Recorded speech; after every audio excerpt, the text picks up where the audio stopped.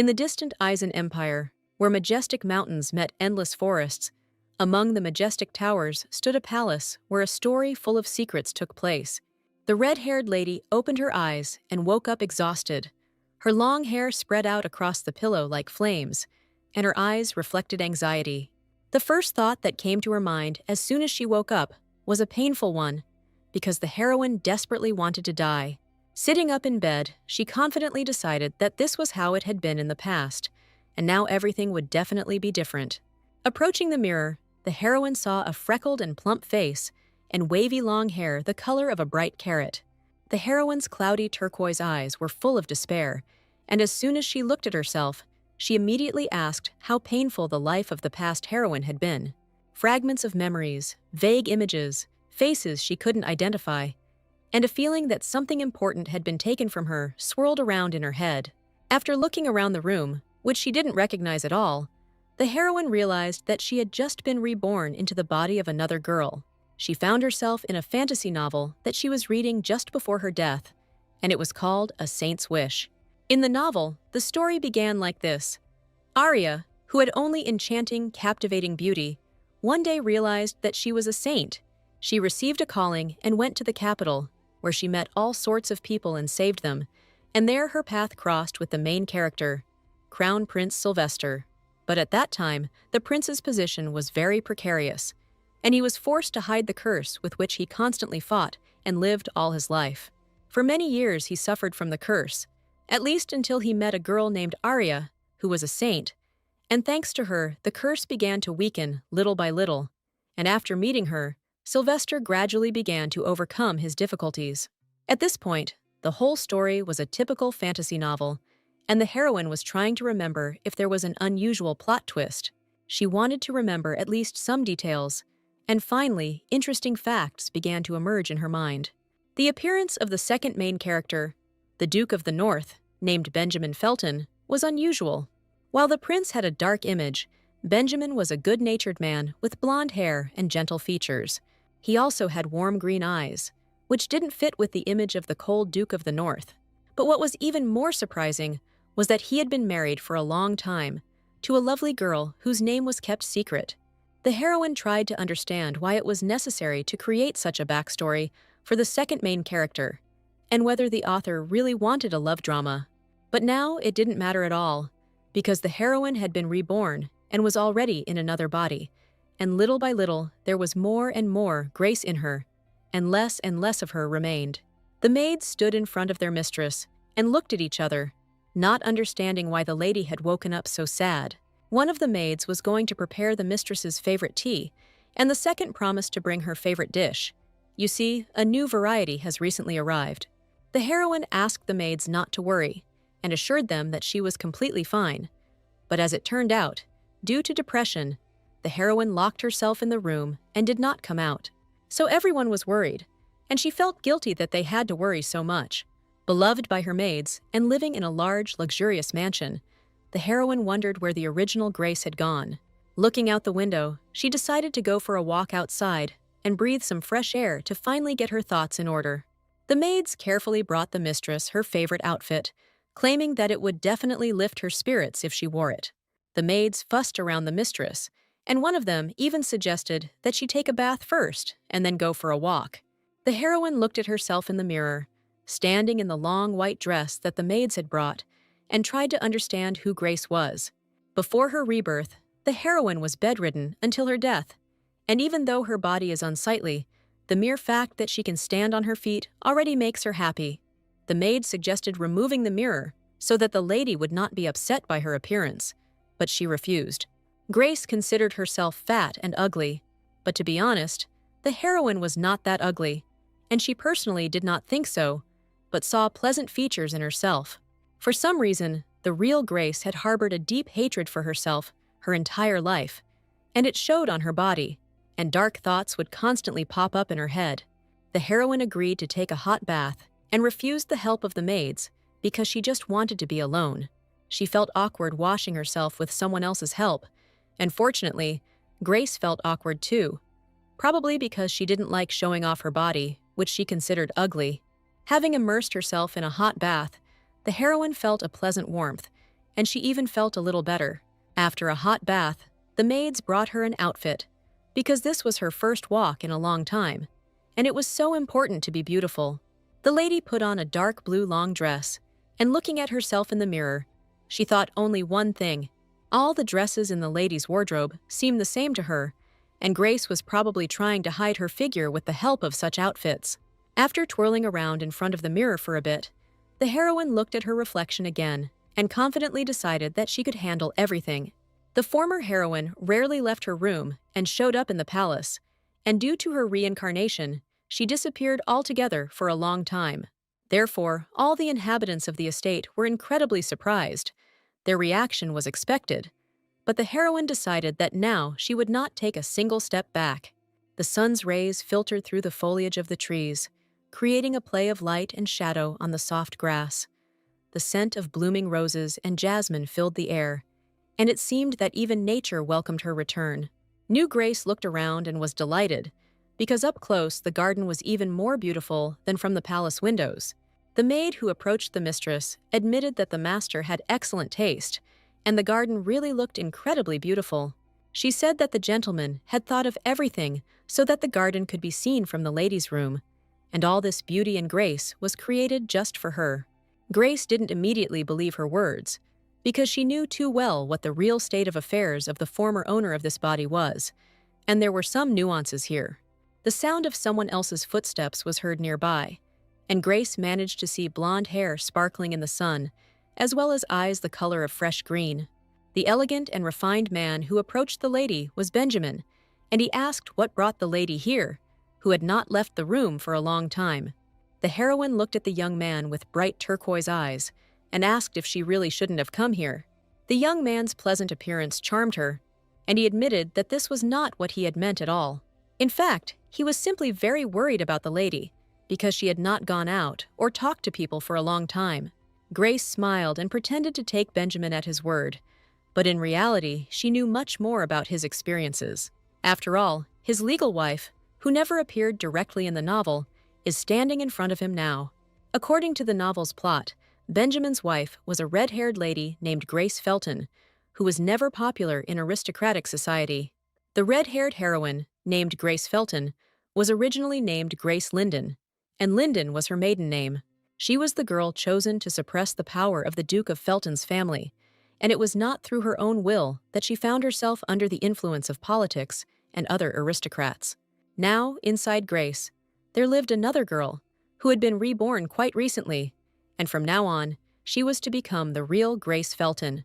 In the original story, the Lindens were a minor, untitled family, and under any other circumstances, Grace would never have been able to marry into the ducal family, so she was incredibly lucky to marry Benjamin. However, she married him, having met him only 3 times before the engagement was immediately announced, and soon after that, she completely stopped appearing in social circles. Grace wished it was just a simple desire for privacy, but Benjamin was still standing next to her. The young man smiled a charming smile, because he was glad that the lady had finally gone outside and started communicating with the outside world. But Grace knew that in the end, they were not a real couple. She didn't have the best relationship with her husband, and communicating with other people didn't bring her joy. But now she didn't care at all. The reason for her true unrest is that in the second half of the story, Grace dies from an unknown illness or at the hands of her husband, which remains unknown to this day. And does this mean that even after rebirth, her death is still inevitable? And this thought never left the head of the new Grace. Suddenly, she felt a hand on her shoulder, because she didn't even notice how deeply she had sunk into sad thoughts. It was Benjamin's hand, but the girl turned around, pushed his palms away from her shoulder, and looked at the young man with a menacing gaze. Benjamin did not expect such a strong reaction from his wife, and continued to look at his spouse with surprised eyes. He asked sadly if something had happened to my lady, or if he had done something wrong that could have offended her. Benjamin assumed that the girl was probably cold and needed to be escorted to her room, as she probably felt uncomfortable being outside after staying in her room for so long. Grace insisted that everything was fine, but she didn't understand why her husband was so kind to her when he was about to kill his wife. She was only a minor character who was given a couple of lines in the novel, and her death was not even described. and Benjamin's mention of his wife's death was the last mention of Grace. But after her death, Benjamin slowly began to go crazy. He increasingly began to move away from the image of a reliable and kind person, and soon became the main villain of the story. Benjamin kidnapped the main character and tried to kill her, but then clashed with the prince and ended up dying in Arya's arms, completely maddened by pain and despair. In fact, Benjamin had simply wanted human happiness all his life, but his soul was filled with anger and disappointment, and there was no turning back. There was a possibility that Benjamin loved Arya very much, and because of this, he could very well have killed his wife. But there was no clear mention of this in the novel, and Grace was not sure that this is exactly how it happened. Benjamin was her favorite character in the novel, and he often talked to Arya about his wife and spoke very positively of her. She liked that good-natured Benjamin, whose heart was noble, but if you think about it, he never really loved his wife. It was almost a betrayal, and Grace now realized what a stupid wife she had been, because someone like her could not be loved. After the walk, the heroine went to her room, and she could not stop thinking about Benjamin and the plot of the novel, feeling how hard it was for her. She wanted to walk longer, but she couldn't bring herself to tell Benjamin that she wanted to be alone, walking through the garden all by herself. Therefore, Benjamin followed his wife throughout the entire walk and did not leave her alone for a second. Grace didn't expect Benjamin to follow her around all the time, but I didn't want to drive him away, risking hurting the young man's feelings. She hadn't known what would motivate Benjamin to kill Grace earlier, and now she wondered if there was any evidence at all that the husband had killed his wife. Only a few important details remain in the hazy memories. Firstly, Grace and Benjamin were not close enough to share a place together, and the Duke retired to the main estate, while Grace huddled in the annex. This meant that the husband and wife had little or no contact, but if Benjamin was innocent of Grace's death, then what really happened? Now Grace didn't know what she could die from, and not knowing the cause turned out to be much more terrible than the evil husband who was supposed to kill her. Grace was sitting on the sofa, her arms wrapped around her shoulders, and at that moment the maid offered to light the fireplace if her mistress wished.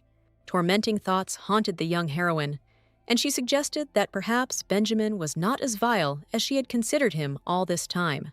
Suddenly, the girl's stomach began to rumble loudly throughout the room, and the maid realized that her mistress urgently needed to eat well in order to gain strength.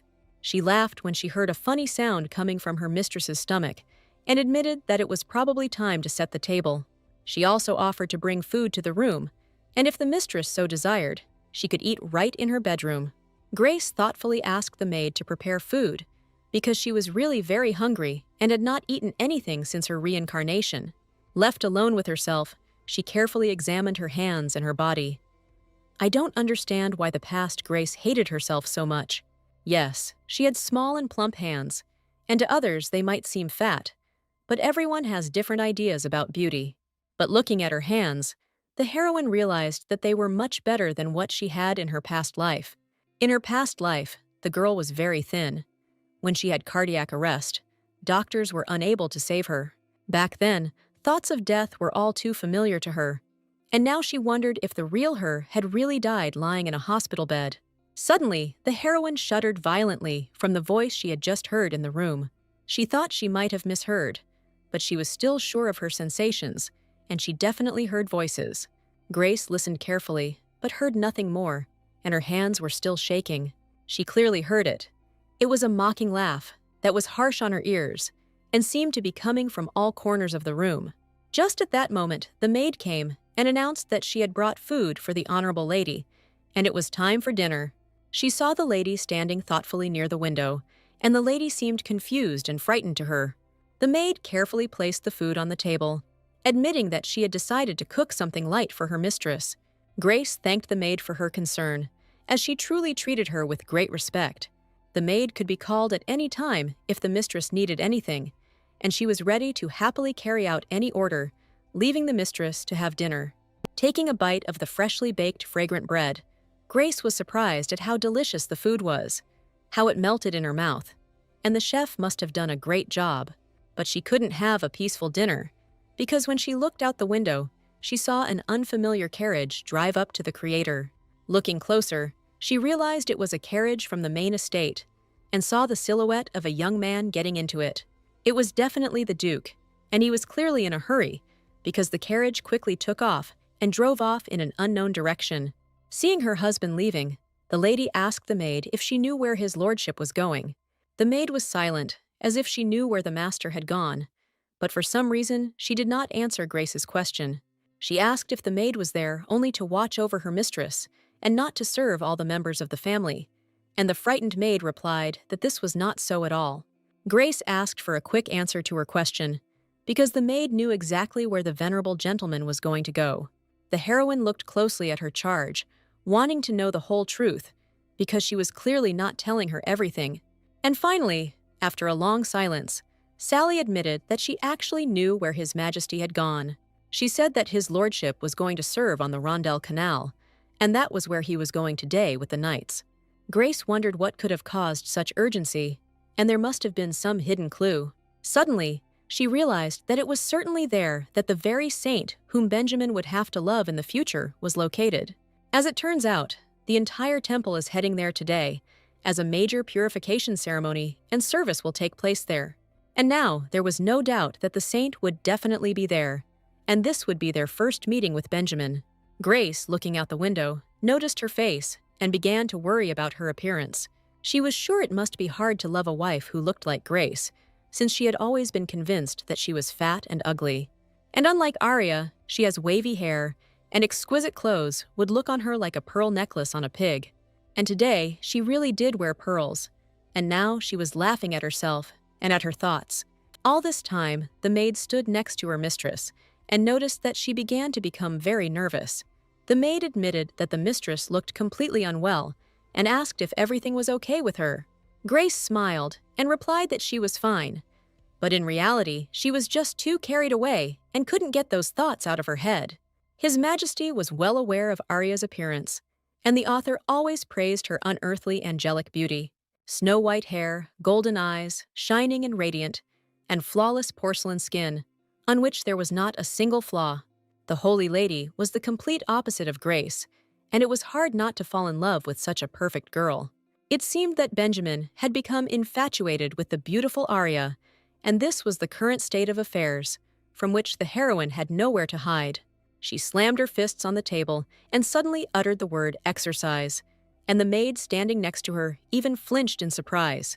The heroine understood that, frankly speaking, it was not a fact that she would become more attractive after losing weight, but this was her new life, and she had to try it. She finally had a body that could move freely, and the heroine did not want to live without experiencing it to the fullest, because for her, it was great happiness. During the walk, she realized that her body was very weak, and she could not even run normally, let alone walk for a long time. And now Grace can at least walk, and for her this was a huge relief. So since this is how it turned out, the heroine decided to stick to a healthy lifestyle and increase her endurance by losing excess weight. She also planned to do something else, and for her goals, she was going to divorce Benjamin, who never really loved her. She wanted to get rid of this story and live alone, but judging by the fact that he rushed to meet Arya, their relationship had moved from dead center. And surely now the young man and the beautiful lady are having a nice date on the Rondel Canal, where he was so desperately rushing to today. Grace had no intention of standing in the way of their happiness, since Benjamin would never love her anyway, and the love story with the saint is at the heart of the novel. The lady decided to get a divorce as soon as possible and start a new happy life, so that Benjamin would no longer be around and she would not feel the lies that were hidden behind her back. In that case, he would no longer see her as an obstacle and would not try to kill her. But there is no evidence that it was Benjamin who killed Grace. But still, the heroine suspected only him. She wanted to increase her chances of survival, and she had to do everything, whether it was a divorce or playing sports. The heroine wanted to make an effort, but she didn't even know if anything would change, and she was in no way going to leave everything as it was. The maid felt that her mistress was clearly up to something and asked if everything was all right with her.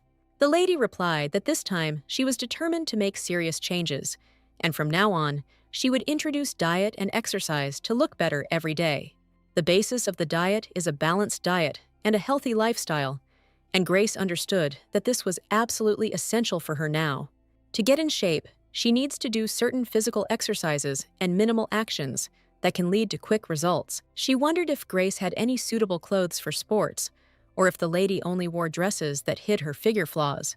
The heroine asked the maid if there was any clothing that would fit tightly to the body, something that would be more comfortable to move in than a dress, and the maid looked at her with dumbfounded eyes. The maid's name was Sally, and she knew that her mistress had been against showing off her figure from the very beginning. Therefore, she could not help but be surprised by the sudden change in the mistress's behavior, and the mistress even asked to have a couple of things she had taken in. It was necessary to call a tailor for such work, and it would be better if it was a person whom the lady already knew. She wondered how she would be able to meet new people with a body like that, but that wasn't what she wanted to think about. The heroine felt that Grace hated herself terribly, but now the only thing that mattered to her was being able to move while she was completely healthy. Grace asked Sally to go look for a tailor, but she wanted to be alone with her thoughts and come up with a plan of action. The maid left her mistress's room and for a moment wondered if anyone was watching her, because she had the feeling that she was being watched. She scanned the room, making sure no one was watching from the other windows, and drew the curtains to be sure. It took her a long time after the migration to realize what was happening, but as soon as Grace opened her eyes, a huge flood of negative thoughts fell upon her, making it impossible to think, and there was an inexplicable feeling of helplessness inside. After spending several days in bed, she finally got used to this helplessness, and then realized that there was no hospital ceiling above her at all, and this place did not look like her ward. It took the heroine even longer to realize that she was in a fictional world, and once she got her bearings, it became clear to her what she needed to find. When her mind finally came to peace, she realized that she needed to find the main character's diaries, in which she could find answers.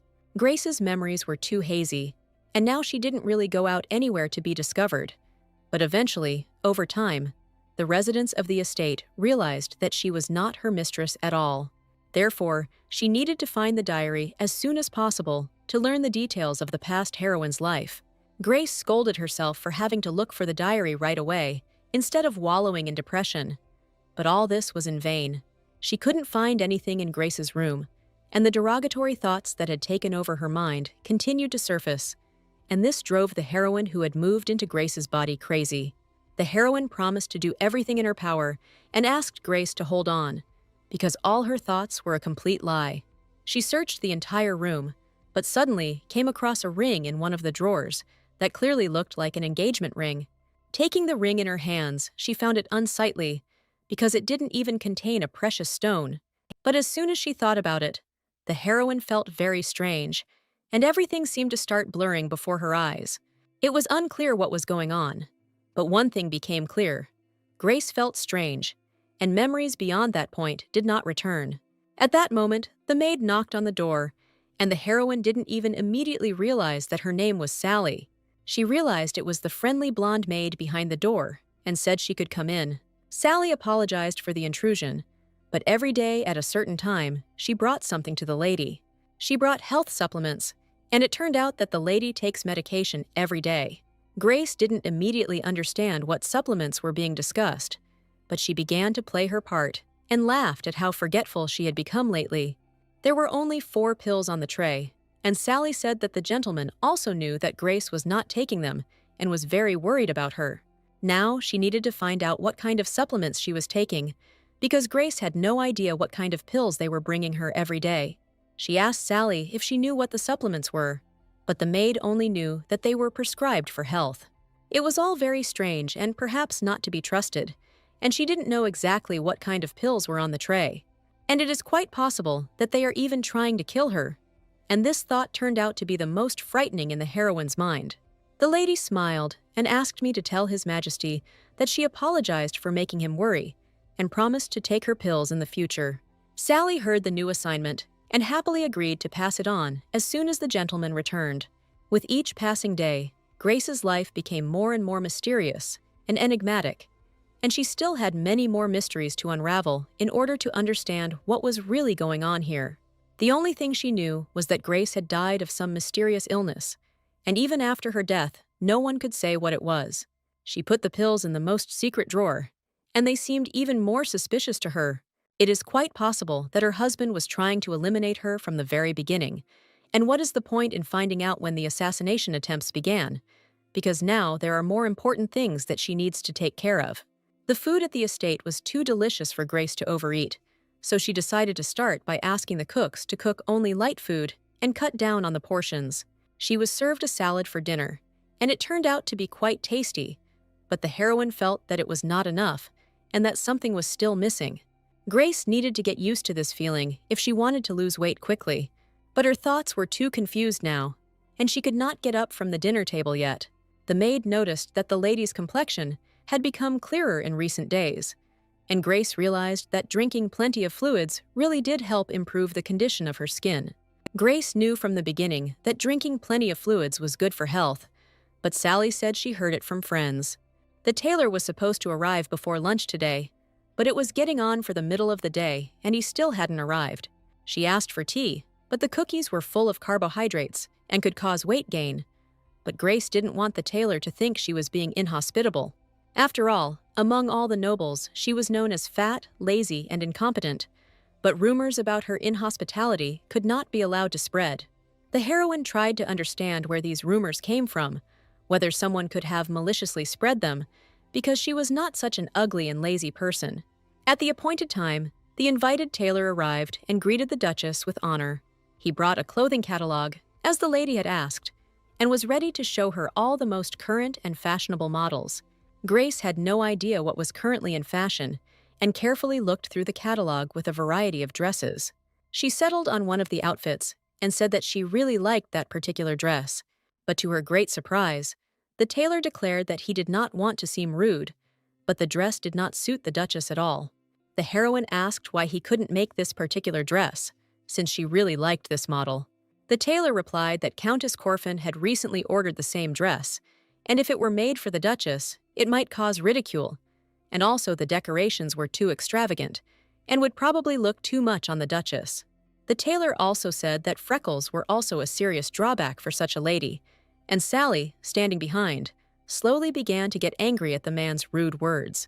The lady replied that everything was fine, but she herself understood that this madman was trying to start a quarrel. A voice inside her told her that there was nothing she could do, but the new Grace was confident in herself and knew that she could argue with the tailor better than listen to that terrible voice in her head. She certainly wasn't going to tolerate the tailor's insolence, so she opened the catalog again and declared that it was completely tasteless. The tailor asked again what the lady had just said, and the lady repeated once again that all the dresses were simply disgusting. The young man laughed and replied that it was probably because Grace was simply not familiar with this kind of outfit, and her taste in fashion had long since fallen behind. The lady asked for a point-by-point explanation of what exactly she didn't know, as she was determined to continue the dialogue with the man who had just been rude to her. The tailor insisted that the ladies spent most of their time in the outbuilding and that this year's fashionable designs were not at all suitable for her body type. Grace approached Sally, who was often in town, asking the maid for a small favor. The heroine realized that she had lost contact with the outside world while living in the outbuilding, so she needed the help of a maid because she wanted to order some comfortable clothes, but she was only offered a dress. In fact, this was part of Grace's plan, and stirring up rumors with the help of people around her could have great results in high society. The servants in the mansion got along well with each other, so they chatted with each other every day, and perhaps by that time, everyone already knew about the tailor's visit. Grace played her part beautifully, and with a trembling voice, admitted that she liked one dress, but the tailor offended her and said that it did not suit her figure. One of them started to mumble something, but an enraged Sally said menacingly that he was in the Duke of Felton's estate, and this was the mistress's house, so the tailor had no right to interrupt her. As a commoner, Sally might have found herself in a difficult situation, but in Grace's original story, she usually resolved such situations once or twice. She suggested finding another tailor and stated that she needed completely different things. The frightened tailor was sure that the Duchess could not do this to them because he had been putting in so much effort all this time to sew clothes to fit her figure. These words sounded rather rude, and the tailor had just clearly hinted that the lady had a large build and that such dresses required a lot of fabric. Grace smiled, finding this amusing, as she didn't care at all now, and the Duke was probably paying the tailor very generously for his work. Grace was no longer prepared to put up with incompetence, and the young man probably had nothing to say in his defense. So she wished the tailor well, telling him that he could go and that she no longer needed his services. After meeting with the tailor, the lady stood and thought about the situation that had happened, but she was sure that she had done everything correctly. Grace was a little worried whether everything had gone well or whether she had acted too harshly, but now she praised herself, because she had finally managed to pull herself together. The heroine was determined to strengthen her spirit, lose weight, get a divorce, and leave this house forever, having lived a long life. But due to Benjamin's invitation, her determination did not last long. The young man invited his wife for tea, and on the table there were various sweets, games with which she understood that because of all this, her weight could increase again, so she should refuse the treats. Benjamin was glad to oblige and bought some desserts, which are said to be popular at the moment. The mug contained coffee, which was also quite popular, and Benjamin wanted his wife to try the drink for the first time. Grace was incredibly happy that in this world they poured coffee for her, because even in the hospital she couldn't drink it, and she already knew in advance that this popular drink would be to her taste. Benjamin's happy smile meant that he was glad that his wife liked everything, and he was pleased to hear her praise. If the heroine hadn't read the original story, she would have definitely misunderstood everything, because Benjamin's smile said that he liked her, but it was all a blatant lie. At the table, Grace announced that she had to abstain from the sweet treats and delicious cakes that Benjamin had brought. As the young man slowly pushed a large piece of cake towards the girl's mug, he heard her words and couldn't believe his ears. Grace admitted that she is trying to lose weight, and recently, she decided to completely give up sweets, fatty, and heavy foods. She insisted that all this was just for her health, and that the situation with the tailor had nothing to do with it, and that she herself understood that she hardly seemed attractive with excess weight. Benjamin said that the tailor he recommended was exiled abroad, and his property was confiscated. It turned out that he had not only been evading taxes, but had been playing for the royal family, and it was an incredible relief to Benjamin that he had finally been caught. The young man promised to ensure that no one else would cast a shadow on his wife's reputation, and that all villains would be punished according to the law. So everything turned out the way Grace wanted, because she herself recently spoke about it. Looking at my husband and seeing his smile, which was as radiant as an angel's and completely captivating, the new tailor turned out to be strangely polite, and at the first meeting, he couldn't even look the lady in the eye and was trembling nervously. The boy's face was incredibly pale, and Grace wondered if he needed to go to the hospital, because he looked so unwell. The tailors Benjamin invited were always very strange, and this young man was no exception. And is the Duke really so consumed by love for Arya that he chooses at random, completely oblivious to who comes to his wife? Sally happily announced that she had great news for the lady, and she would surely remember the recently expelled tailor. As expected, something clearly went wrong as events took a sharp turn, and Grace was the starting point for it all. As it turned out, the tailor was found dead at the border, and it turned out that he was even worse than they thought, and this man really deserved a worse punishment. The maid suggested celebrating the event, but the excited mistress had no idea that there was anything to celebrate here. Sally thought for a moment, before replying, that one could celebrate the fact that a person who didn't deserve to even breathe was no longer in this world and couldn't hurt anyone anymore. The Duchess looked at Sally with stunned eyes, and the maid realized that she had probably said something wrong. She asked the lady for forgiveness, because it was probably unpleasant for her to hear this, and Sally really hoped that she had not made the lady feel uncomfortable. Grace wondered if Sally thought she was a delicate hothouse flower, or if she was simply treated like a naive aristocrat who knew nothing about this world. But either way, she felt uncomfortable. The lady said that she wanted to go for a walk, so she was going to put on the clothes she had bought, and Sally needed to help her get ready. Finally, the lady acquired comfortable clothes, in which she had a completely different feeling. Her body was still heavy, but now it was much easier to move than before. She really liked the new outfits, and the lady felt absolutely great in them. After walking a few steps across the estate courtyard, she ran into the young man again, and it was too strange that on every walk she met Benjamin again and again. She asked if the gentleman had also decided to enjoy the sun, since the weather had been simply wonderful lately. Grace couldn't understand how the young man kept pretending that their daily meetings were accidental. But Benjamin, looking at the blooming garden, admitted that he was thinking about planting new peach tree seedlings in the garden. The heroine sighed when she heard about peaches, and Benjamin asked if his wife didn't like them. The lady admitted that she still liked them, and Benjamin's idea didn't seem so reckless. The lady would not mind trying a peach tart, and Benjamin was delighted, but she will have to abstain from the sweets since she is still on a diet. In this case, Benjamin thought for a moment and asked if his wife had any favorite flowers, because surely there was something she liked more than all the others. Grace couldn't say she knew much about flowers, and couldn't even remember any of their names, as she never intended to become a gardener. The young man admitted that he probably didn't take this nuance into account, and was thinking about how else he could surprise his wife. All this time, the maid Sally was watching the husband and wife, and she carefully watched how they talked and exchanged gestures. Since Grace and Benjamin were standing far apart, Sally guessed that there was a huge distance between them, and both were currently engaged in introspection. After some time, the lady finally began to experience external changes, and it did not matter whether Sally understood what was happening or not. Overjoyed, the lady asked the maid to look, because it had become much more comfortable for the girl to sit on, and indeed, she had managed to lose weight during this time. As expected, simple dietary adjustments helped a lot, as did giving up sweets and even short walks. Every day she went out for a walk, even when she didn't really feel like it. But when she looked out the window today, she didn't see Benjamin in the yard. Perhaps he simply didn't come out, and the previous meetings really could have been a coincidence. And thinking about this, Grace relaxed a little. In fact, today, she came out later than usual, and while walking through the garden, I noticed that next to each planted flower, there was a card with its name, which was not the case before. On their last walk, Benjamin admitted that he hadn't taken into account that Grace might not know the names of the plants.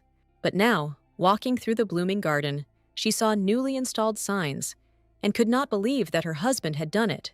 She suggested that perhaps the signs had been placed by the gardener, and the maid confirmed this, because the master himself had ordered the gardener to write the name. Was it because she said she didn't know the names of the flowers that the young man put up the signs? But it didn't look like ordinary kindness at all. An inner voice asked Grace to wake up, and sometimes she even felt scared by her thoughts. Looking at the signs, she didn't understand how to react, but she felt that there was a deception lurking somewhere around her. The lady suddenly began to shiver, and Sally assumed that the lady was probably cold and probably needed to go out for a walk earlier. Looking up at the sky, Grace felt a little sorry that she hadn't been able to see Benjamin, and had she really gotten used to his presence after all this time? Everything was going on as usual in the palace, and after a few days the maid became worried, because the mistress had recently seemed very thin. Grace assured me there was no need to worry, and it was probably because she had suddenly started dieting and leading a healthy lifestyle. Sally was worried that someone had said something offensive to the lady, and she kept wondering if something had happened the last time she had entered the office. The heroine just remembered the day when she was in the office, and it was a special place. I remember the original said that Grace used to hide in her office at the slightest provocation, and the real heroine was too ill to go outside. Grace had recently started to prefer walks, and now being in the room made her feel sad, and she was going to go to the office, asking Sally to bring some warm tea. The heroine was interested in Grace's diary, and it could probably be in the office, because there is a saying that if you want to hide a tree, hide it in the forest. The game's memory contained vague knowledge about this world, and some of her memories, but her thoughts were so foggy that it would have been better for the heroine not to remember anything at all, since it would have been easier to pretend that she had amnesia. She remembered very well how delighted Grace had been when she saw Benjamin at the wedding, because she valued this man very much. But now these memories were completely useless, and Grace tried her best to drive away the bad thoughts. Now she needed to focus her attention on the small office she had just entered. This place was definitely different from what she remembered, and the office looked completely different. She thought it would be a small office, but even the windows here were clean and well-maintained. They overlooked the main building, and Grace didn't think it was the best view for her office windows. The maid had just brought tea for the mistress. Grace asked to leave it on the table, gazing out the window. The aroma of the hot drink spread throughout the entire office, and it was the very same flower tea that all the aristocrats were now talking about. Sally said that flower tea has become very popular lately, and they say that desserts with added flowers are now in fashion, and if the lady wishes, she can bring them. Grace refused and let Sally go, warning that she would remain in the office until about lunchtime. As soon as Sally left the office, the heroine immediately began searching for the diary, which she urgently needed to find, and she felt that this body clearly remembered three obvious places. The heroine clearly remembered the window, sofa, and table standing out against the general background, but the diary was nowhere to be found.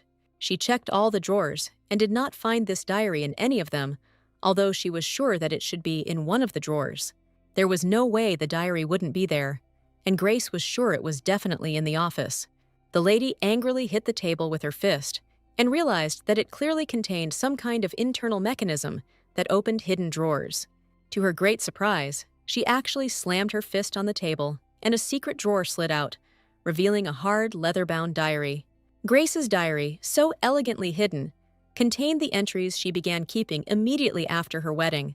Opening the treasured diary, Grace noticed that the heroine wrote inconsistently, and her thoughts were fragmented. This strange diary looked more like a notebook, but it was still better than nothing. In her past life, Grace desperately wanted to have a child, but for various reasons, she was torn between conflicts. One day she told Benjamin about this, that she would like them to have a child whom they would take care of and love like a real close-knit family. The young man did not take the news with joy at the time, and Grace immediately asked for forgiveness, promising never to speak about it again because she was hurt by his hostile look. He certainly didn't want children from his wife, and yet he furnished his office to her taste, which was a contradiction in terms. The heroine didn't like all this very much, and at one point, the diary fell out of her hands while she was looking around the office. The more memories Grace had of Benjamin, the more she felt that there was not a drop of love in his kindness. As often happens in reincarnation stories, she once wondered if her husband could truly love her, but it was all just an illusion. Grace's long-held feelings for Benjamin and her emotions from being transferred into someone else's body were intertwined into a chaotic tangle that was difficult to make out. And the fact that Benjamin never really loved his wife hurt her more and more every day. So after a while, Grace couldn't cope with the influx of feelings and emotions, and she began to spend every day in her bedroom again, burying her face in the pillow and not talking to anyone. Sally tried to somehow cheer up the lady and told her about the upcoming village festival, which the lady could probably attend. There was a masquerade ball with dressing up and masks coming up soon, and Sally was sure there would be something to see there. And even though the lady was on a diet, there would be plenty of delicious food. This news worked, and the mistress finally looked at the maids with tear-stained eyes. Sally was very worried that the lady had been eating almost nothing lately, and was sure that it was time for her to treat herself to something tasty that day. Grace didn't understand why Sally and Benjamin were so kind to her, or whether there was something selfish behind their kindness. She asked herself whether she should not allow herself to die in this kindness, to live for herself and die in such a way that no one would suspect anything. Suddenly, Sally couldn't hold back her tears and admitted that something was clearly wrong with the lady and that she was hurt because she couldn't help her in any way. Grace replied that it was not like that at all and that Sally was very helpful, but the lady was just mentally tired and so immersed in her thoughts that she did not notice anything around her. The heroine understood that she would hardly be able to hold out for long without food, so she suggested that Sally eat everything. In an excited voice, Sally promised to bring soup, because everyone understood that the lady urgently needed to eat. Every day, the cook cooked fresh soup for the lady and kept it ready, and everyone tried their best for Grace. The maids admitted that they did not want their mistress to apologize so often, and it was time to stop asking for forgiveness, because everyone knew very well what a kind heart Grace had. They suggested taking a hot bath to relax first, and then trying some delicious hot soup. After some time, Grace finally got out of bed, took a bath, ate her soup, which meant that the servant's mission to rescue the mistress was successfully completed.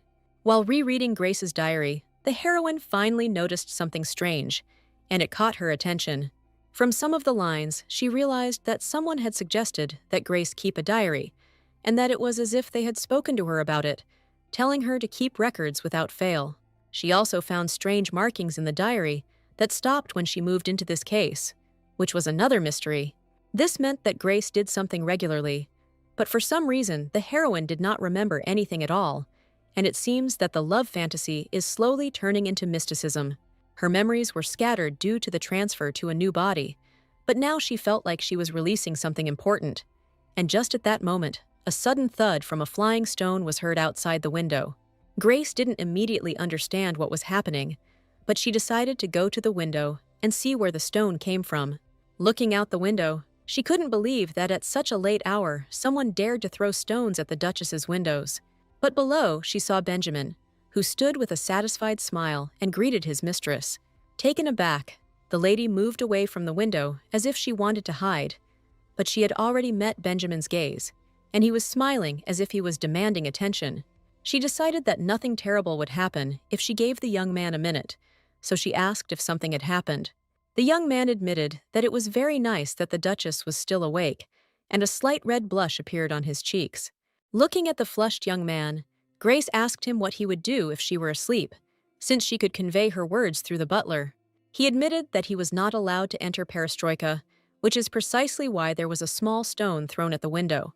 He threw small stones so that the sound was barely audible, and if Grace had been awake, she would have clearly heard it, and if not, she would have continued to sleep peacefully.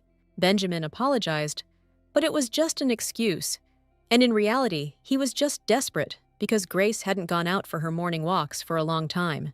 The heroine had indeed not left her room for a long time due to her bad mood, but this was the first time she had heard that Benjamin was not allowed to enter the annex.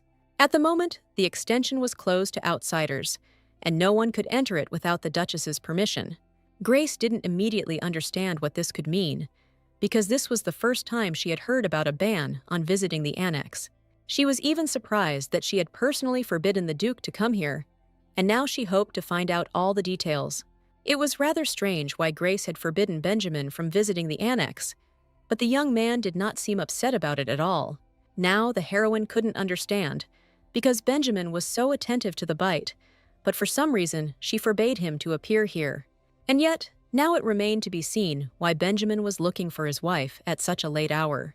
The young man admitted that he was so happy to see his wife after a long time that he forgot himself for a moment and just wanted to see her. According to him, a significant festival was soon to take place, which all residents celebrated with pleasure. So if Grace was feeling well and had some free time, the young man suggested that they go together and have some fun at the holiday festival. The Mask Festival was a holiday where anyone could have fun in peace, soon discovering their identity behind any mask. Grace didn't remember Benjamin talking about the festival in the original story, and it certainly wasn't part of the novel's plot. But that late night, the Duke himself came to her to ask if she would like to go with him to the festival. Grace became very upset at this proposal, and Benjamin, noticing his wife's condition, shouted for a doctor to be called immediately. She agreed to go to the masquerade together, and at that moment, her face flushed fiery red with embarrassment. After these words, the heroine immediately closed the window and drew the curtains until Benjamin saw how excited she was. For some time, he stood silently at her window, watching with his mouth open to see if his wife would appear again. It was already late at night outside, and the Duke's assistant, the butler, was standing next to him. He immediately noticed that Benjamin looked very happy, and he hadn't seen the gentleman in such a good mood for a long time. For the first time, Benjamin's wife took the time to talk to him, and he decided he had to spend 24 hours with her. But everyone understood perfectly well that the festival did not last that long, and the butler was not at all sure that she would agree to spend so much time with him. Grace lay in her cozy bed and couldn't believe that she would soon be going to the Mask Festival, because she hadn't been out in public for a long time. She clearly remembered that in the original, Grace rejected her husband, and the Duke was definitely not with his wife at the Mask Festival. That day, Benjamin went to the festival alone, and then tried to charm Arya with his puppy face and silly behavior, and it was all just Grace's imagination. Benjamin had prepared a gift for Grace, who was left at home, but he also prepared a separate present for Arya, who had helped him choose a gift for Grace, and then he pretended to give the gift as a friendly thank you. The heroine didn't know if going to the festival with her husband would change the course of history, but she was more upset by the fact that the young man would go with his plump wife. Bad rumors would immediately spread among the nobles, which would eventually reach the royal family, and Grace really didn't want that. From the outside, it will look like everything is going just fine in the marriage arranged by the royal family, but she was afraid that it would all end with Benjamin going crazy over Arya and causing a scandal by kidnapping her. And even though he was her husband, he was still a man mad with love. The morning rays of the sun were streaming through the window, and the heroine woke up in a great mood, feeling fresh and rested. She decided to resume her walks again, but noticed that the maid, Sally, looked busy. Sally said that all the maids were busy preparing for the festival, because the mistress had to look simply charming. Grace knew it had been a busy night, and Benjamin had come to see her, but she hadn't expected the news of going to the festival together to spread so quickly. She held a robe in her hands and suggested that the lady wear it to the festival, but the girl found it too thick. The robe was unusual, as it was made from the fur of a magical beast, and it is said to have the property of absorbing heat, and the fabric keeps cool during the day and does not let in cold air at night. The robe was made from the fur of a magical beast called Leighton, and was indeed very comfortable. Hearing this word, Grace realized that she had definitely encountered it in the original, and looking at the robe, she immediately understood what kind of fabric was being discussed. A green gold brooch with large emeralds adorned the mantle, and the girls looked at the new garment with pleasure. Sally was worried that the lady might not like her, but Grace assured her that everything was fine. This robe was already familiar, and after Grace's death, when the Duke kidnapped the lady, he threw the robe over the girl's shoulders and said that it suited her very well. Benjamin was an enigmatic and mysterious figure, and Grace could never fully trust him.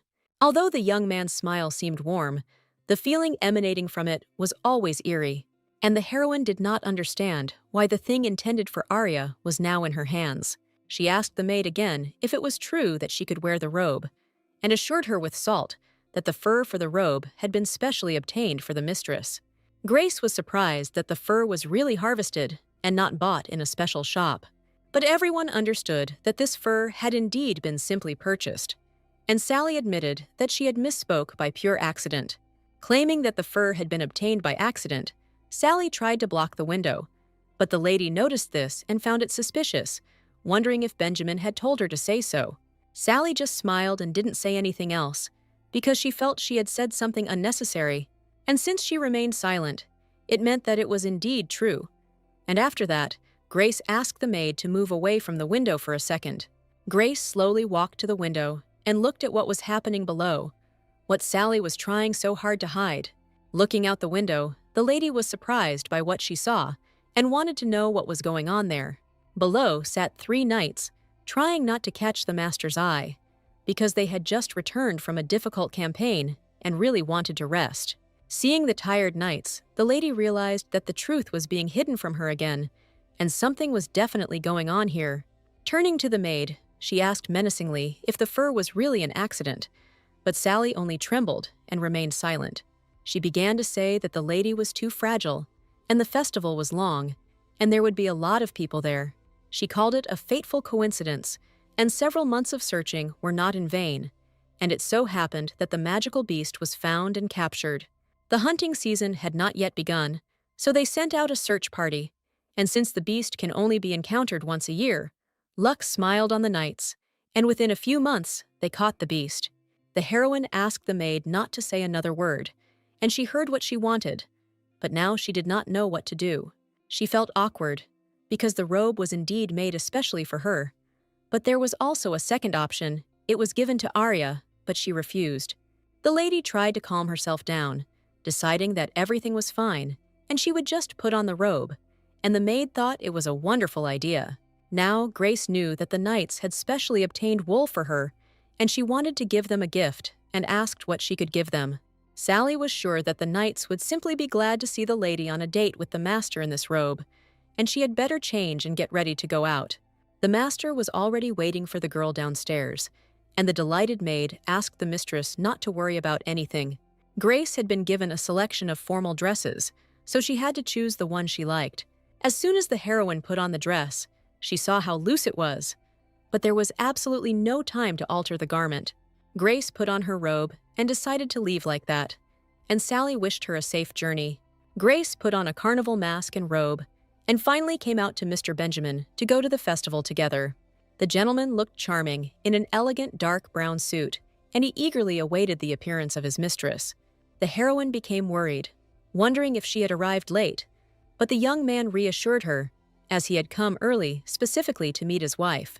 He elegantly extended his white-gloved hand, declaring that ladies were never late. In an instant, the heroine calmed down and realized that there was absolutely no point in worrying, because they were going to have fun and enjoy themselves.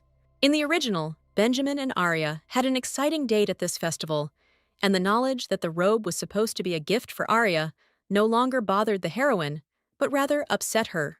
Benjamin warned that they would call each other differently in public while they were on the street. Grace asked what they should call each other, since she hadn't been out in public for a long time. Benjamin suggested calling him just Darling or Benny, so as not to give their real names. Grace smiled when she heard that the young man wanted her to call him Darling, and it was very unexpected for her. She admitted that she would be happy to call him Benny, and asked him to call herself simply Milady. The young man was happy, and Grace really hoped that they would have a wonderful time together. Benjamin was indeed a very strange young man, and Grace considered him a real eccentric. The mask festival was held at the temple, and it was the first festival Grace agreed to attend, as she preferred to stay at home and never liked the festival in her hometown. The festival was a city tradition, and the reason for wearing carnival costumes was rooted in a legend that a mischievous demon lurked among those who came to the festival, stealing those who caught his eye. Grace had heard about this legend, and her father often told her and her sister this tale when they were children. Benjamin assumed that Grace had a pretty good relationship with her sister, but the lady spoke little about her family, but always spoke about the good things. Lost in thought, the heroine did not remember anything, and the memories of her sister seemed to have been erased. And this was quite natural, because only fragments of memories of the past, Grace, were available to her, and these were only a few moments from her life. Benjamin offered the girl his hand, and the lady looked at her husband with frightened eyes. His behavior was too friendly, but Grace knew very well how the husband actually treated his wife in the original. He took her hand firmly, and Grace felt that she should be next to her husband now. He said that they should stay as close as possible, since the lady had not been in the company of people for a long time. Benjamin wondered if it wouldn't be better for them to just hold hands rather than walk arm in arm, and he took the girl's fragile hand even more tightly. The young man heard that the lady still limits herself in food, but today he suggested that she treat herself to something delicious. Grace admitted that she had actually thought about it, but since she really wanted to lose weight, she had been limiting herself in many foods. But today, she decided to remove all restrictions and just relax. It was truly impossible to resist the stalls with all sorts of delicacies, so the lady allowed herself to be pampered a little. Benjamin thought this was an excellent solution and suggested that the lady wait while he bought something tasty. The young man asked his wife to be careful with strangers, and Grace promised that she would definitely follow his words. She noticed that Benjamin looked worried, but she knew that he was the most dangerous person here. The heroine's attention was drawn to the children at the festival, and turning in their direction, she felt that it was time to approach them. Seeing 3 children sitting on the road, who were at the festival without any adults, the lady approached the boys and asked what they were selling here, and their goods were lying in front of the little street vendors. One of the girls said they were selling soap that they made with their own hands. The children asked if the lady really wanted to buy their scented soap, since she was the first one to approach them. Grace hadn't thought about buying soap, but she decided to see what kind of product the kids were selling. On the iron plates lay square pieces of gray soap, which looked not at all attractive. This soap was ordinary, the shape, the color, and the smell. Everything was simple, so the heroine wondered whether it was worth buying. But she really wanted to help the poor children, and they probably really needed money. The heroine asked where the children's guardian was, but it turned out that only the teacher had come with them, which meant that these children were orphans without parents. The lady wondered why children were forced to do such work, and whether these little ones were simply being exploited. At that moment, a young lady approached them and asked if a customer had approached the guys. She assumed the girl was the orphanage's caretaker, but this lady had a different role. The lady was an ordinary teacher who probably cared about poor orphans and tried to help them somehow. Grace was afraid that teachers at the local orphanages might be pocketing donations, so she decided to find out the whole truth. The highest position in the orphanage was occupied by the director, and the lady thought with horror that this man could certainly take money from the orphans. The lady didn't know how to help these children, because if she just bought all the soap, it would be a short-term solution. She came up with an idea and could sponsor these children as a duchess, because the children hardly had a chance to become independent and do without sponsors. Grace felt a strong desire to help innocent children, and this must be the obsessive nature of the previous heroine, so she turned to the teacher and asked her name. The lady finally decided to be polite and introduce herself, and gave her real name, believing that it would be more correct. The young teacher's name was Cleta Dunn, and she was very sweet and friendly. Smiling, the heroine admitted that she was very glad to meet him and was going to propose an interesting idea to the teacher. She offered to help sell all the soap, since everyone understood perfectly well that the guys had very little chance. Cleta smiled broadly and couldn't believe that she had received such a great offer from an unknown person. The lady was determined to help these children, so she bought soap-making tools and packaging, as well as some sweets for the children. Benjamin carefully distributed candy to the orphans, and each child was incredibly happy with the little pleasant surprise. Grace asked her husband to watch the children, while she and her teacher set out to make the most incredible soap. She bought some herbs and pressed flowers for soap making, and this soap was supposed to be very fragrant and beautiful. Floating flowers have been all the rage lately, so the lady decided to try adding them to soap. She wanted to create a soap that would have aesthetic beauty, and it seems Grace has succeeded. The soap turned out absolutely incredible, and the teacher even thought that Grace was well versed in this simple hobby. Finally, the flies finished their soap making, and in front of them lay beautifully packaged pieces of soap with flowers inside.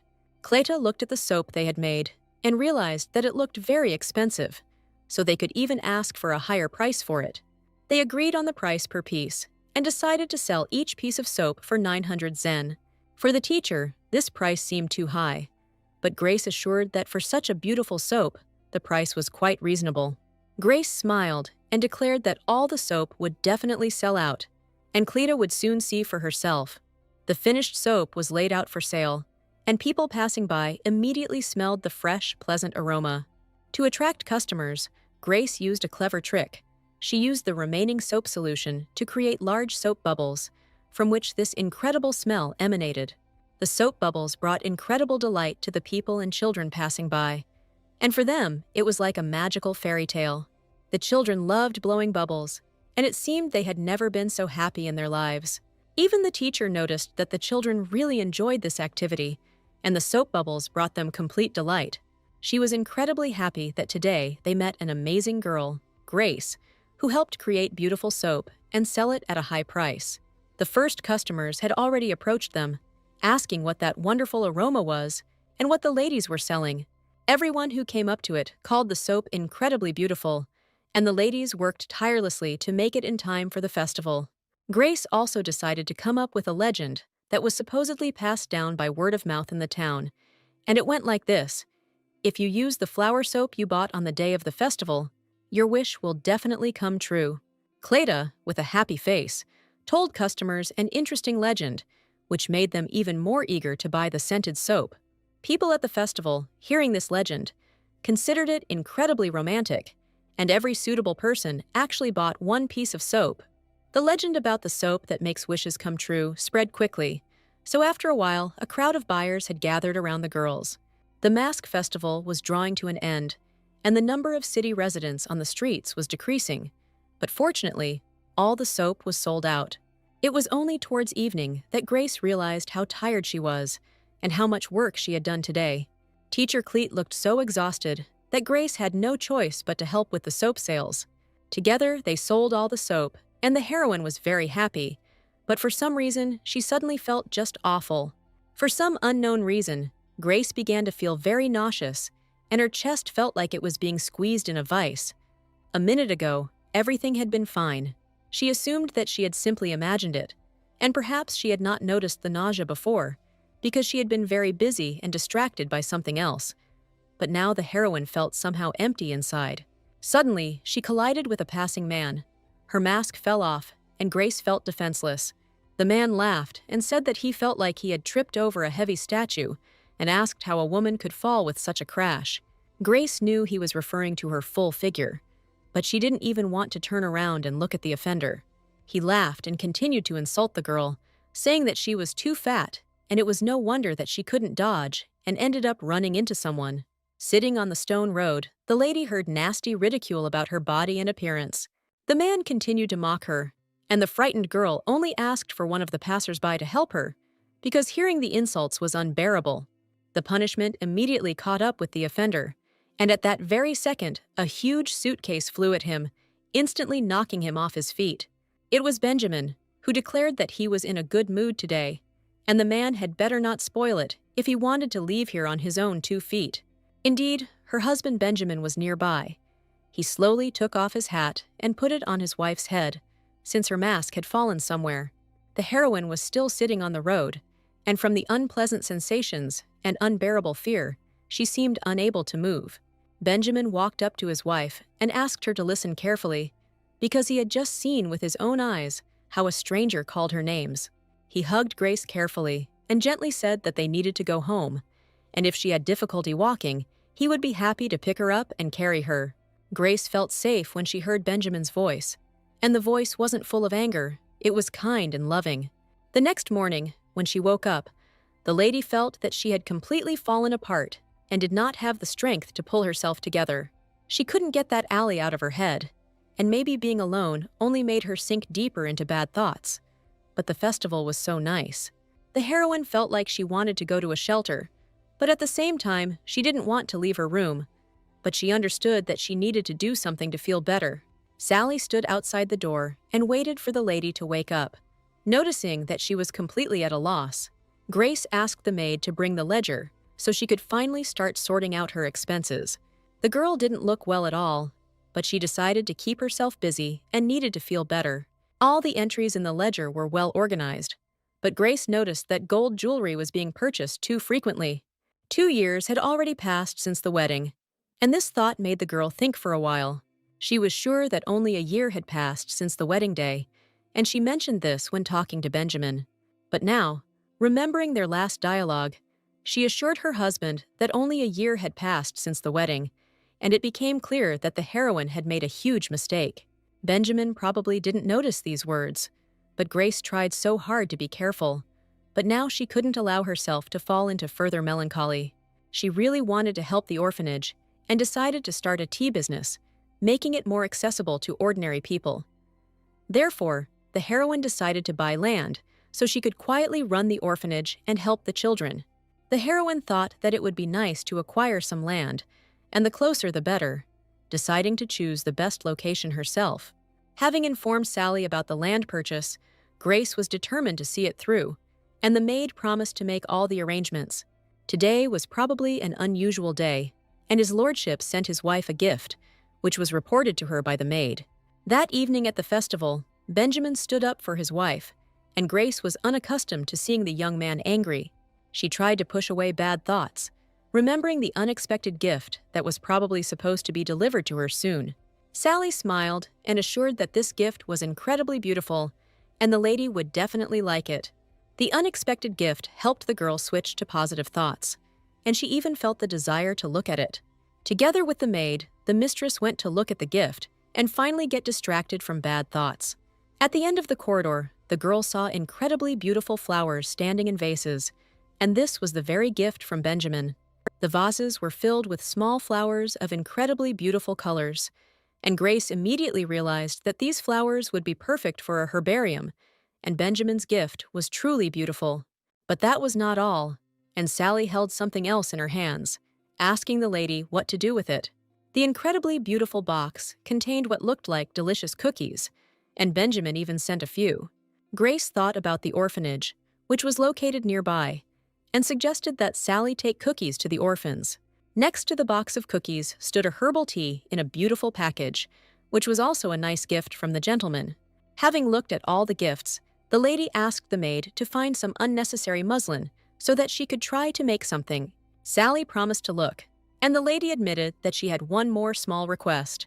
She wanted to ask for one more favor, and holding a jar of herbal tea in her hands, she looked at the maid with embarrassment. The lady admitted that she was going to use her personal funds at her own discretion, and this was her personal right, and she also warned that she would only be going out into the city for a short time. Although Benjamin's answer was a little unexpected, no one objected to her new conditions. The young man asked if something were to happen, it would probably be difficult for Grace to cope alone, suggesting that someone follow her at a distance for her own safety. After listening to her husband's opinion, Grace initially decided that Benjamin had decided to act thoughtfully.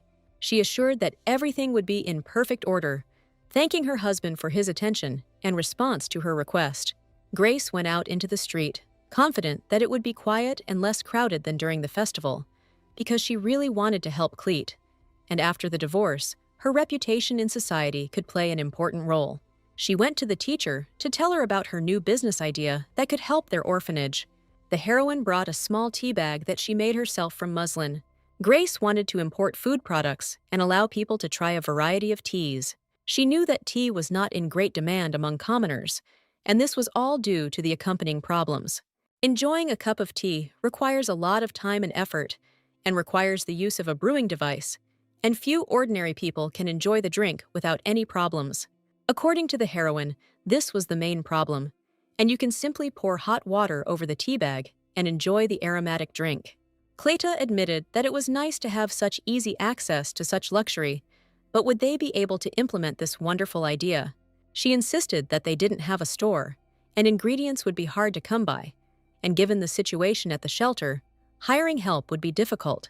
But the lady had already thought everything through in advance and assured that there would be no problems and that everything had been decided long ago. Cleta didn't quite understand what was being discussed, but the lady's idea interested her incredibly. Grace said she had already selected one tea plantation and the shelter would become the store, and tea sales should begin from there. She had already made up her mind about assistance, suggesting that they hire the mothers of these children. The teacher was surprised to hear that the lady somehow knew that orphanage children had mothers, because usually children who live in orphanages do not have parents. It didn't take Grace much effort to figure it all out. When she saw those children at the festival for the first time, she immediately realized that these children were not orphans. It was all obvious, as the children were too clean and well-groomed to have only one guardian, who was their teacher. She asked if these children knew about their mothers, because every child should have a parent. Grace was not a stupid girl at all, and Cleta immediately noticed that the lady had a high intellect. She wanted the children to see their parents at least once, because everyone wants to be close to their beloved family.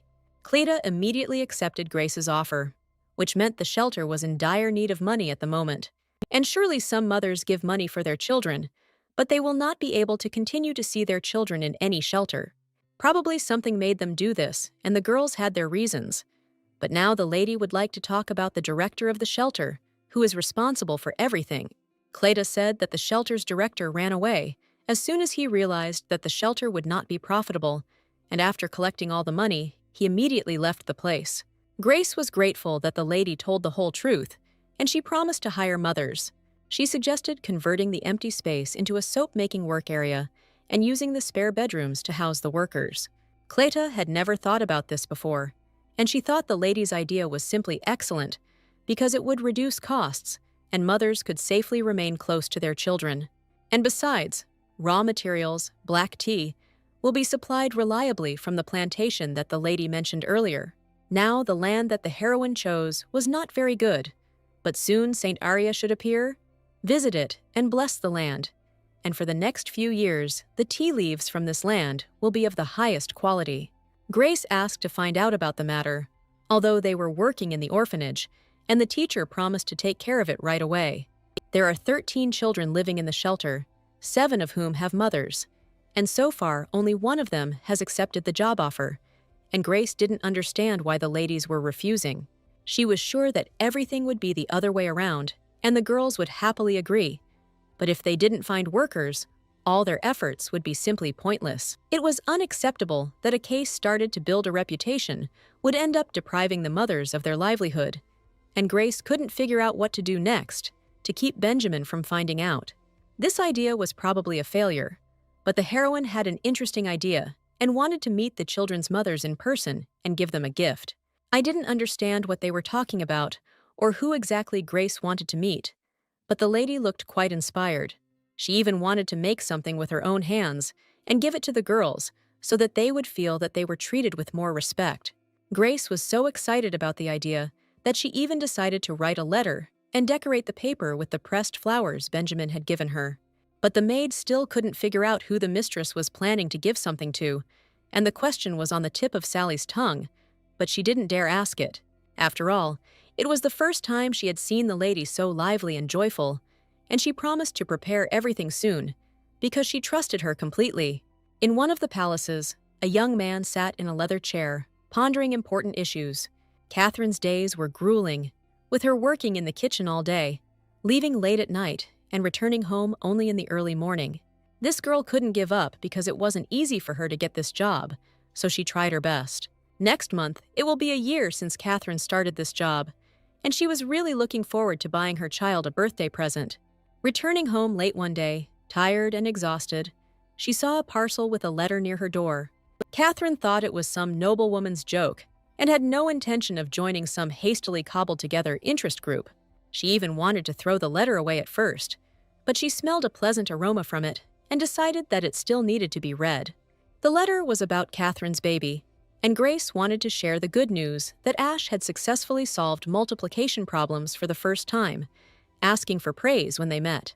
The letter made no mention of business, but was about Catherine's child, who was delighted with every rare meeting with his mother. As the lady read the letter, tears appeared in her eyes, and these kind and gentle words were enough for her. After reading the message, Catherine thought that it was written by a very strange person, but this letter was not the only one. Letters like these, full of warmth and kindness, kept coming, and eventually they convinced the mothers to agree. It took one lady a whole month, but she eventually agreed, and because of the games, she was sure that this was only the beginning. It seemed that Cleta was also happy that she met the virtuous lady who had helped the shelter so much. Life at the shelter changed in an instant, and the lady wanted to return to the shelter as soon as possible to start work. But not only had life at the shelter changed, but Mrs. Grace's life was also radically different from what it had been before. Work made her happy, and when everything went well for the lady, she did not feel depressed, as if she had found her value. On her way back from the orphanage, Grace suddenly saw Saint Aria on the street, but she was not standing there alone. Benjamin stood next to her, and seeing the two of them together for the first time, Grace couldn't believe her eyes. It really was that same saintly Aria Miller, a girl of incredible beauty with amber, sincere eyes. A few hours before Grace saw Benjamin and Aria, the lady was still at the shelter. The women here turned out to be so kind, and the more time the lady spent in the shelter, the lighter her soul became. It was a special day for everyone, because the children's mothers had finally arrived at work, and everyone was ready to greet them with respect. Grace suggested to the teacher that they go to the textile workshop to discuss cooperation, so the girls went to resolve the issue. The lady intended to take advantage of the conditions of a large workshop that makes deals with clothing stores, leaving small shops with unrealized opportunities. And the lady was determined not to limit herself to just a small amount, because she was going to earn a large sum, so she hired employees. The lady decided to supply the first batch of tea bags free of charge to several establishments in the capital, but the teacher was afraid that the business would start with losses. Since people are not familiar with this type of tea, they cannot buy it right away, and the lady suggested making some kind of advertisement. She was sure that at least one place would respond positively, especially now that plain water in the capital is difficult to drink. Pollution was spreading in the western lands, and even after cleaning the canal, the water had a strange taste. To solve this problem, Arya went on an expedition to the west, which was written about in the later episodes of the original story. Grace was sure that nothing would happen if she used it just once for her own purposes. Cleta didn't even expect that so many carts with water would arrive. But that wasn't all. The lady was certain that once the number of establishments using tea bags exceeded 5, business would become overwhelming, and to meet demand, hard work had to begin now. She planned to go to the workshop and asked one of the girls to accompany her, and it was desirable that the lady had basic knowledge of textile workshops. One of her girls immediately volunteered, and it was the mother of a girl named Lily. They entered the first textile workshop, where the man showed them the fabric that was available. After carefully examining the canvas, the girls decided to go to the second workshop, where they also familiarized themselves with the assortment. They soon found the necessary canvas, and everything was finished even faster than the ladies expected, and Grace was incredibly happy. Mother Lily admitted that she thought there would be more resistance and expected to hear that business was not a woman's business at all. Grace wasn't going to deny her words, but one thing was clear: things were going very well for them. She asked why Grace had chosen the smallest, run-down workshop when the second one was the nicest to look at. The lady would be embarrassed to say that it was all because of her expensive robe made of the fur of a magical beast. Most people won't realize that it's made from valuable fur, but the workshop owners, being experts, will have no problem determining the value of this item. But only in the last workshop did the man recognize the material and realize that this was no ordinary commoner standing before him. Grace didn't go into detail, asking if Lily's mother knew that the fabric was called muslin, and only in the last workshop they make it thin and of excellent quality, and Grace needed high-quality material, so she decided to collaborate with that workshop. Thinking about the workshop, Grace felt a sense of satisfaction that everything was beginning to fall into place. Grace was walking in a great mood on her way out of the workshop, and it was at that moment that a strange event awaited her. She witnessed this scene where her husband Benjamin was smiling at the blonde girl. They were standing right in the center of town, having a nice conversation, but Grace never expected to see her husband next to Arya Miller so soon. Arya was the main character of the novel, the desire of a saint and the darling of this world, and she was truly beautiful. When Grace first saw the charming Arya, she felt that this girl was completely different from her. Benjamin failed to escape his wife's eyes, and the next second he noticed a familiar silhouette in a robe passing by. He realized that his wife had just passed right next to him and saw him standing with another girl. Grace pretended not to see her husband, but he immediately turned to my lady passing next to him. The young man immediately followed his wife and asked where my lady was heading, but Grace pretended not to hear anything. Benjamin turned and saw that she had a lot of things, deciding to offer his help. The lady replied in a serious tone that Benjamin already had a companion and that she could handle the things herself. The young man insisted that none of this mattered, but Grace wasn't so sure, as the one and only Holy Empire clearly held great significance for the young man. Benjamin didn't expect that kind and modest Grace would be able to answer him like that, and he looked after her in bewilderment. The lady replied that although she had locked herself in her room, everything was now known, and Benjamin should not have deceived her. Seeing the situation that was incomprehensible to her, Arya stood aside, completely unable to understand what was going on here. Her gaze was dark and sad, but the lady was not at all to blame for the fact that Benjamin turned out to be a lying deceiver. Grace and the worker finally made it to the shelter, and Mother Lily never asked anything when they met. She must have been very curious to know what happened, but this girl turned out to be very tactful, and although she was not at all from their circle of people, the girls quickly became close while working. After meeting Benjamin, Grace felt uneasy and had to suppress her out-of-control emotions while working. Together with the children's mothers, they finally got down to important work, and each of them was passionate about the new endeavor.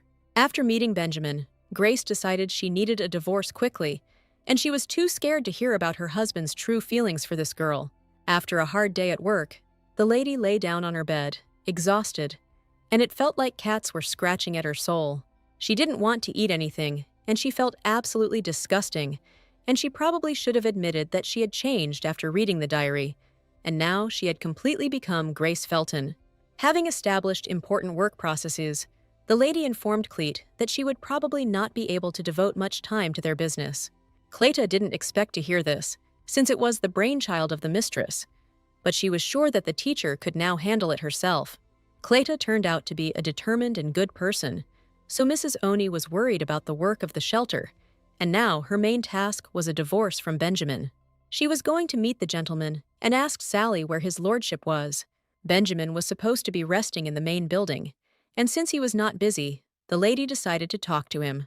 It might be a bit hasty, but she had wanted this from the start, and she knew it was best to take action while she still had the courage. The lady wanted to get this over with as quickly as possible, before she became melancholy again, and she was wondering how best to start the conversation. They met Benjamin in the gazebo in the flower garden, and Grace was preparing to begin an important conversation. Her face expressed decisive confidence, and finally, the lady admitted that she needed to tell Benjamin something. The young man was happy to listen to her words and asked her to speak freely, as her heart required. Today, Mrs. Benjamin's smile disgusted her, and although it turned out to be sweet, it did not touch her at all. She didn't want to die at the hands of her husband, because of a one-sided love that was not destined to be mutual, and in the end, he would still like Arya. A girl like Grace probably wouldn't even get a glance from Benjamin, but she really wanted it to be over. The heroine did not want to accept death as an answer to unrequited love, so she immediately said that she and Benjamin would have to divorce. Benjamin clearly wasn't expecting to hear the news of the divorce, and looked at his wife with concern. It was unbearable to see his face, and Grace admitted that in the end, they only got married for the sake of their families. She promised not to talk about anything else, and not to catch the gentleman's eye for the rest of her life. But suddenly, Benjamin began to cry, and asked why my lady was saying such offensive words. Seeing the young man's reaction, Grace was surprised, and he asked in a trembling voice if he had made some kind of mistake. With tears in his eyes, he looked at his wife and assured her that if she wanted something, he would definitely do everything for her. He cried and was ready to kneel, even at the suggestion that his wife did not like his appearance. The Duke continued to cry and even promised to wear a mask for the rest of his life, begging Grace not to get divorced. He begged her not to leave, kneeling, and it was the first time Grace had seen her husband in such a state. She considered his words rather strange, since she had recently seen him with another girl. And was Mr. Benjamin not in love with Arya at all? Because he was now begging his wife not to leave him. Benjamin admitted he had many shortcomings, blaming himself for the mistakes. But his reaction was completely different from what the lady had imagined. The young man cried bitterly, although he should have been happy with another girl, and that was how it was in the original novel.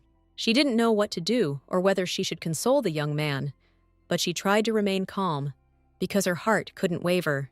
Benjamin, with a sad face, admitted that he would do as the lady wished. But there was one problem. Divorces of high nobility are heard by the royal court, and every action they take has an impact on the empire in one way or another. There is also a period of reconciliation, during which they must meet frequently and spend time together, and may have to attend official events. Benjamin asked the lady not to worry too much, as this was only the worst-case scenario. He apologized to his wife and promised to take care of the necessary paperwork. Grace asked for a good rest, as they had a long process ahead of them. The action takes place in the office of the Crown Prince, where the young man was incredibly bored every day. For the Crown Prince named Sylvester, it seemed like nothing interesting was happening in this life. He was not eager to do business, but that day, his butler came to him with unexpected news. The Crown Prince asked his assistant what the urgency was, knowing full well that it was best not to disturb Sylvester.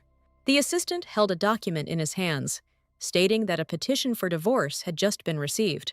It was a petition for divorce from high nobles, and Sylvester wondered who it could have come from. Once Sylvester learned that the document came from the Duke of Felton's family, he did not believe that the couple had decided to divorce. Grace had already read the documents and learned about the 8-month period for reconciliation, and for her, it was a very long time. She asked what she should do during this time, since she could not escape the conditions. The butler suggested that the lady, if she didn't mind, have dinner with the gentleman, and Grace even asked his question again. Eating together is also considered a marital activity and is taken into account when the Imperial Department assesses the fulfillment of marital duties. But that didn't mean Grace had to stay in the main building, and they say that this category is given special attention. Grace warned the butler that she was going to leave for a short while and return for dinner, but a knight was required to accompany her on the walk. The lady was planning to visit the shelter again, so she agreed to the conditions. In the palace in recent days, the walls seemed to be suffocating her, and the lady wanted to use this as an excuse to go out into the city. Walking slowly down the corridor, she felt a cool breeze blowing from somewhere. She saw that one of the windows was open, so she immediately went to it to see what was happening below. She looked closely at the fragrant garden, but noticed something strange that had definitely not been there before. The heroine went outside to check something, and she clearly remembered that the item she needed should be somewhere in the garden.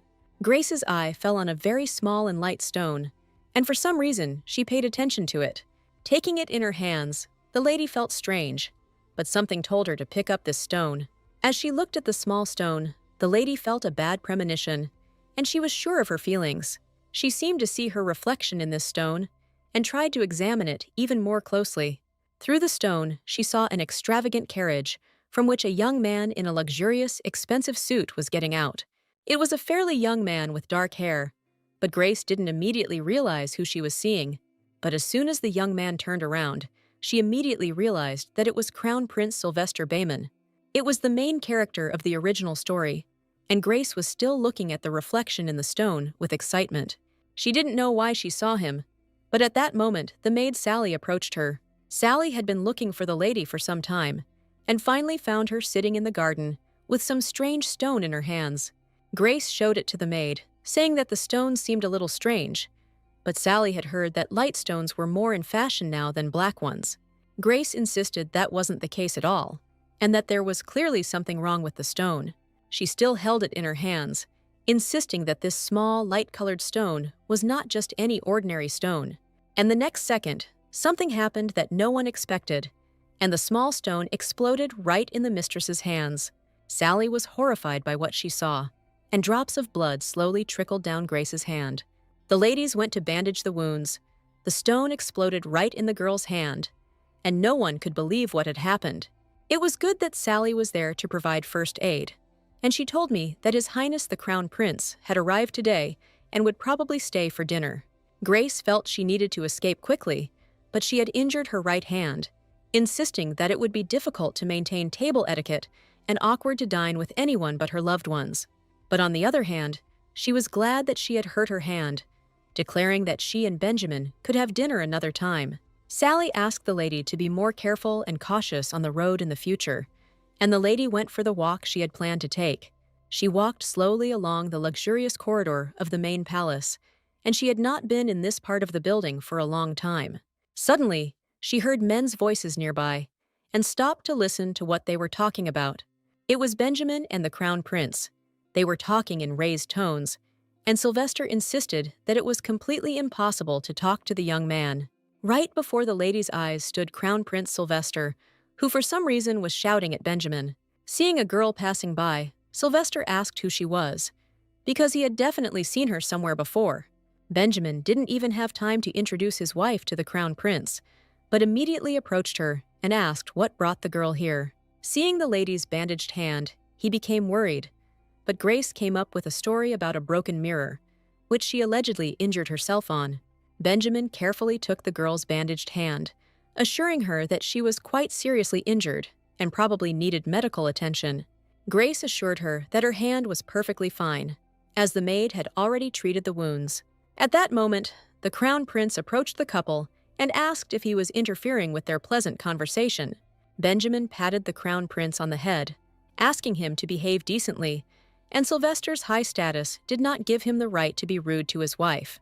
The Duke asked Milady to wait a moment while he took His Highness to his room and returned quickly. Grace was glad that Benjamin was about to leave and really wanted him not to come back. But Benjamin soon returned to his wife, asking if she really felt well. He assured that His Highness was not a bad person at all, and they had known each other since childhood, but perhaps his behavior might seem rude. Grace didn't pay any attention to this, because she had completely different concerns. Benjamin offered to accompany the lady to the place where she was going, and my lady had to agree. The lady just wanted to visit the shelter and ask how Cleta was doing. The teacher was very surprised to see Grace on the doorstep.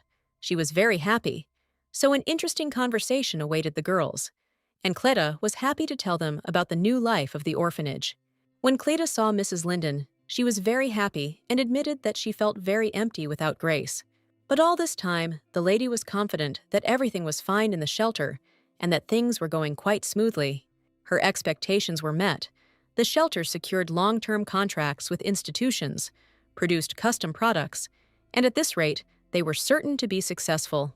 After some thought, Cleta admitted that she would like to visit the plantations, but the train takes forever, and the gate fee is so high that she hasn't even gone near them. Grace explained that it was best not to use the gates, as there were rumors that their energy source was unstable, although this had previously only happened in certain areas. The lady thought about the gate, but her memories of it were horrifying, and it was definitely not their option. This happened when the Western Gate failed, resulting in numerous casualties. Then a terrible event happened, and the gates exploded. Most of the local residents were seriously injured. Every resident of the empire knew about this catastrophe. The situation was tragic and caused pain to everyone who was not indifferent to it. The gate connects different places through connecting passages, and although all the people were saved, they were left deeply shocked and mentally traumatized. Because of this disaster, Arya ended up going on an expedition, stopping at tea plantations to bless them, and if the lady manages to prevent the disaster, it could hit their business hard. The mistress valued human lives above money, so she suggested continuing to use carriages instead of gates. Later, when they had more resources, they could hire escorts. The lady was getting ready to go to the tea plantations, and the good-natured ladies from the shelter wished her a good journey and were looking forward to her speedy return. Grace needed to go to the Gate Control Bureau. It sounded reckless, but she figured out how to use her position to prevent a disaster, and if everything went well, Benjamin would not be blamed for the incident. If a man who has done 100 good deeds makes even one mistake, those around him will tear him to pieces. Even Benjamin, who came up with the idea of transporting through the gate. Journalists, bribed by hostile nobles, will flood the newspapers with slanderous articles, causing Benjamin great harm and Arya to become his consolation. If she was going to prevent a disaster, the course of the plot might probably change. But for now, she decided to focus on saving people. To do this, you need to create a fake situation in which they will have to check the gate today. So Grace had an important mission today, and standing in front of the gate control office, she was going to cause a little commotion there. Due to her intolerance to magic, she was about to faint in the bureau, and then Benjamin would check the gate connected to the west and immediately discover the problem. It was the quickest and easiest solution, so Grace decided to go ahead with it without hesitation. The closer Grace got to the magical gate, the more her body reacted, and the sensation turned out to be much more unpleasant than she expected. Suddenly, she felt like a little girl again, who was constantly laughed at by children, and who didn't even have any friends as a child. All the children laughed at her freckles, which covered Grace's entire face, and the children laughed at her, calling her dirty, and no one could help her cope with them. Little Grace considered herself a complete loser, whom no one would ever help, and all the children turned away from her, not wanting to be friends. The children laughed at the girl, and she felt her heart squeeze with pain, and her only friend Gilbert stood to the side and pretended as if nothing was happening. She wanted him to come to her aid, to protect her from ridicule, but he only looked at the ground, and this was even more painful than the laughter of other children. Surrounded by children laughing and pulling the girl's hair, Grace begged Gilbert not to leave her alone, but the boy had already made his choice, leaving his girl all alone among the children bullying her. But it was just a dream about memories for little Grace, and waking up in her bed, the heroine realized how painful and unpleasant it was for the heroine when she was a child. The lady opened her eyes and realized that this dream belonged to the heroine Grace, and now she knew how terribly she was bullied by other children as a child. She woke up in the morning feeling depressed, wondering if she had acted too rashly yesterday. Yesterday's hike turned out to be not the most pleasant event, and a minute ago everything was fine with the girl, but soon everything changed dramatically. When she approached the main gate, she immediately felt heaviness and severe dizziness, so she could not stand on her feet. She remembered that yesterday she had lost consciousness in 1 second and fainted, but there was an escort next to her who immediately provided assistance to the lady. Of course, Grace knew about the intolerance to magic, but it turned out to be much worse than she expected, and perhaps there was a more reasonable way to deal with it. But the heroine was too impatient, and it was necessary to act quickly to force the gate to be checked. She felt absolutely terrible, and only now realized what a reckless act she had committed. But, however, she considered it unsurprising, because Grace always felt useless. During the festival, everything was different, and the heroine simply hated this place, where she heard such things even when she was at peace. She didn't understand why her thoughts continued to be so confused, and whether she really was that useless. She didn't know what to believe anymore, and her head was a complete chaos of thoughts from the past, Grace and the present heroine. Getting out of bed, she heard some sounds coming from under the window, and this definitely couldn't be happening. Walking to the window, Grace carefully opened it to make sure there was no one downstairs, and that she was probably just imagining things. Looking into the yard, the lady was surprised, assuming that it was Mr. Benjamin standing below, and that it was he who was calling her. Having opened the window completely, the heroine realized that it was just tree branches hitting the glass, and she had actually imagined it. She felt a cool breeze gently touch her face, bringing with it the freshness of the evening chill. But to her surprise, she saw Benjamin below, who shouted her name so that she wouldn't stand by the window, since she had just recently lost consciousness and was not yet well rested. Grace apologized and asked the young man for forgiveness, being sure that she had probably caused him a lot of trouble. And she didn't want to faint like that, and if she had known it would end like that, she wouldn't have even tried. Benjamin didn't respond to these words and pretended not to hear them, starting to talk about the tea bags that he regularly buys for food to send north, along with supplies. And thanks to Grace, the Northerners can now enjoy delicious tea. The lady replied that it was not incredibly difficult for her, and anyone could have thought of such a thing. But the young man claimed that it was she who brought this idea to life and helped many people try the new drink, and she was definitely the first in this matter. Now, even if supplies were sent north, the shelter could be covered for a long time. But most of all, Grace was pleased by Benjamin's praise, which made her feel a little happier. The young man admitted that he had recently been to the gate control office due to the incident with Grace, so he began actively checking the gate. He asked the ladies' forgiveness and said that he would like to talk about Saint Aria if the ladies were ready to listen to his words. The lady wanted to talk about this girl, but now she was definitely not ready to discuss such a serious topic. Benjamin admitted that the girl must be uncomfortable, and it's likely that he's being too persistent right now, so they can easily postpone the conversation to another time. In fact, Grace really wanted to hear the truth, so she agreed to talk right now. But it felt a little strange to continue talking like that through the window when the boy was downstairs. So she asked him if he wanted to come in. I was incredibly happy as soon as I heard that Grace invited him into her room, because this had definitely never happened before. Grace saw Benjamin happily run into the outbuilding, and she didn't even understand why she invited him. The lady became very agitated and thought that due to her poor health, she had completely gone crazy and her emotions were completely out of control. But it was too late, and she had just called Benjamin into her room to talk, and there was simply no point in blaming herself. She just had to get ready for the meeting with Benjamin in the shortest possible time. But when she looked at herself in the mirror and saw her appearance, Grace was simply horrified. Her disheveled hair hung like straw on her head, and her face was tired and frightened. But looking at herself in the mirror again, she decided that she probably shouldn't be worried about anything like that right now, other than her perfect appearance. The lady didn't even have time to understand anything when she heard a loud knock on the bedroom door. The very next second, Benjamin entered the room, incredibly happy to see his wife. He wished Milady good evening and asked why she was standing to greet him when she could not even get out of bed due to her poor health. But the lady was not used to greeting guests lying in bed, so the heroine greeted her husband standing. The young man admitted that they were one family, and if the lady felt unwell, she could go to bed, and he would sit next to her and they could talk calmly. Benjamin began the conversation by saying that he had been very ill as a child, and it had not gotten better, so his parents were extremely concerned about his health. But one day, something happened, and it was something else entirely, for suddenly Benjamin recovered, and after that, his parents became very religious. He wanted to get closer to the saint for other reasons. He wanted to become friends with her, and later introduce Arya to his wife. Benjamin even suggested going to a temple together sometime, and it would be a great place for a first meeting. Grace didn't know whether to believe that Raisin simply wanted to be her friend, or that he had other ulterior motives, but she decided to give him a try. The young man claimed that he and Arya could hardly be called friends, and he openly admitted this to his wife.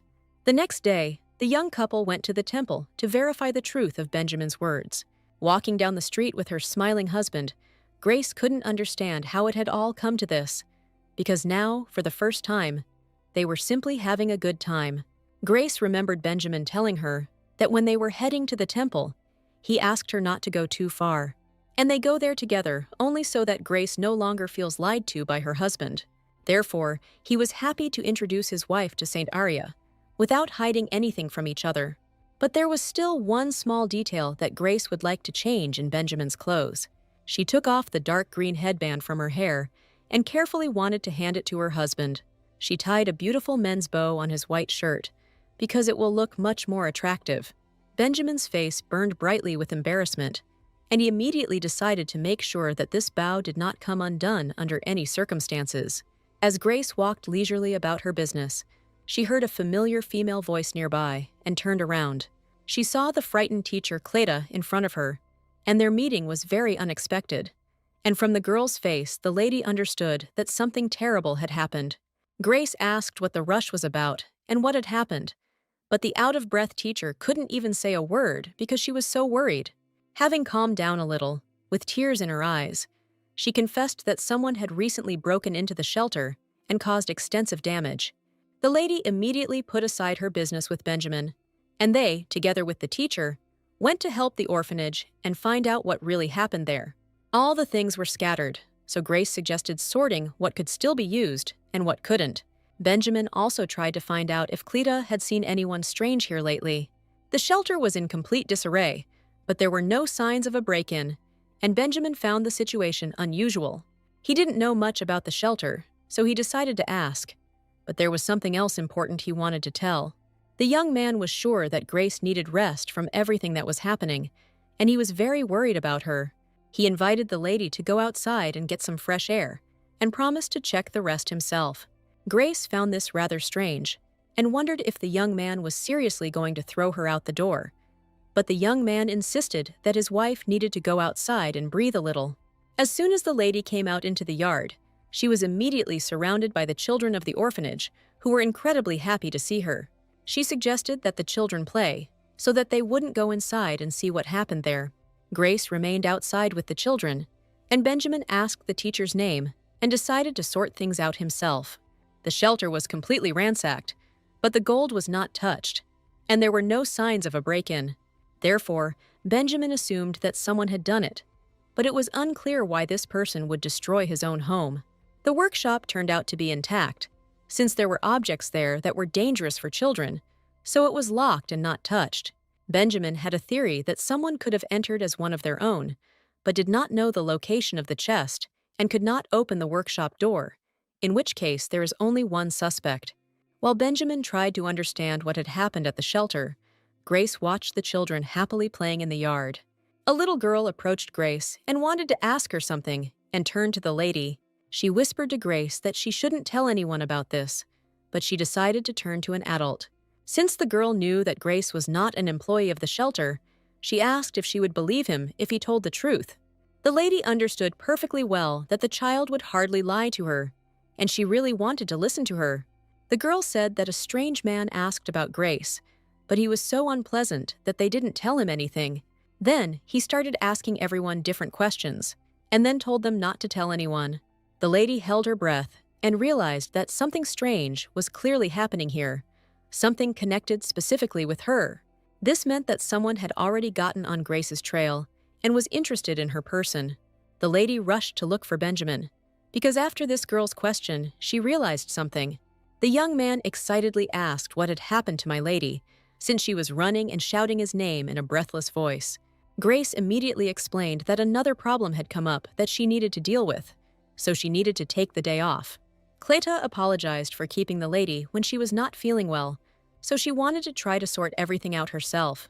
Grace felt she needed to step away from the shelter, as everything that was happening was causing her anxiety and stress. Benjamin understood her perfectly, but he was sure that before it wasn't the other way around, that he liked to look there.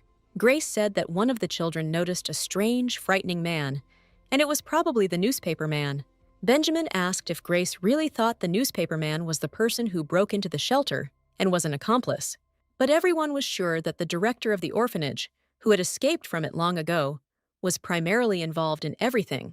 According to the lady, the money was kept in a chest in the bedroom closet, and the premises previously used by the director are now empty.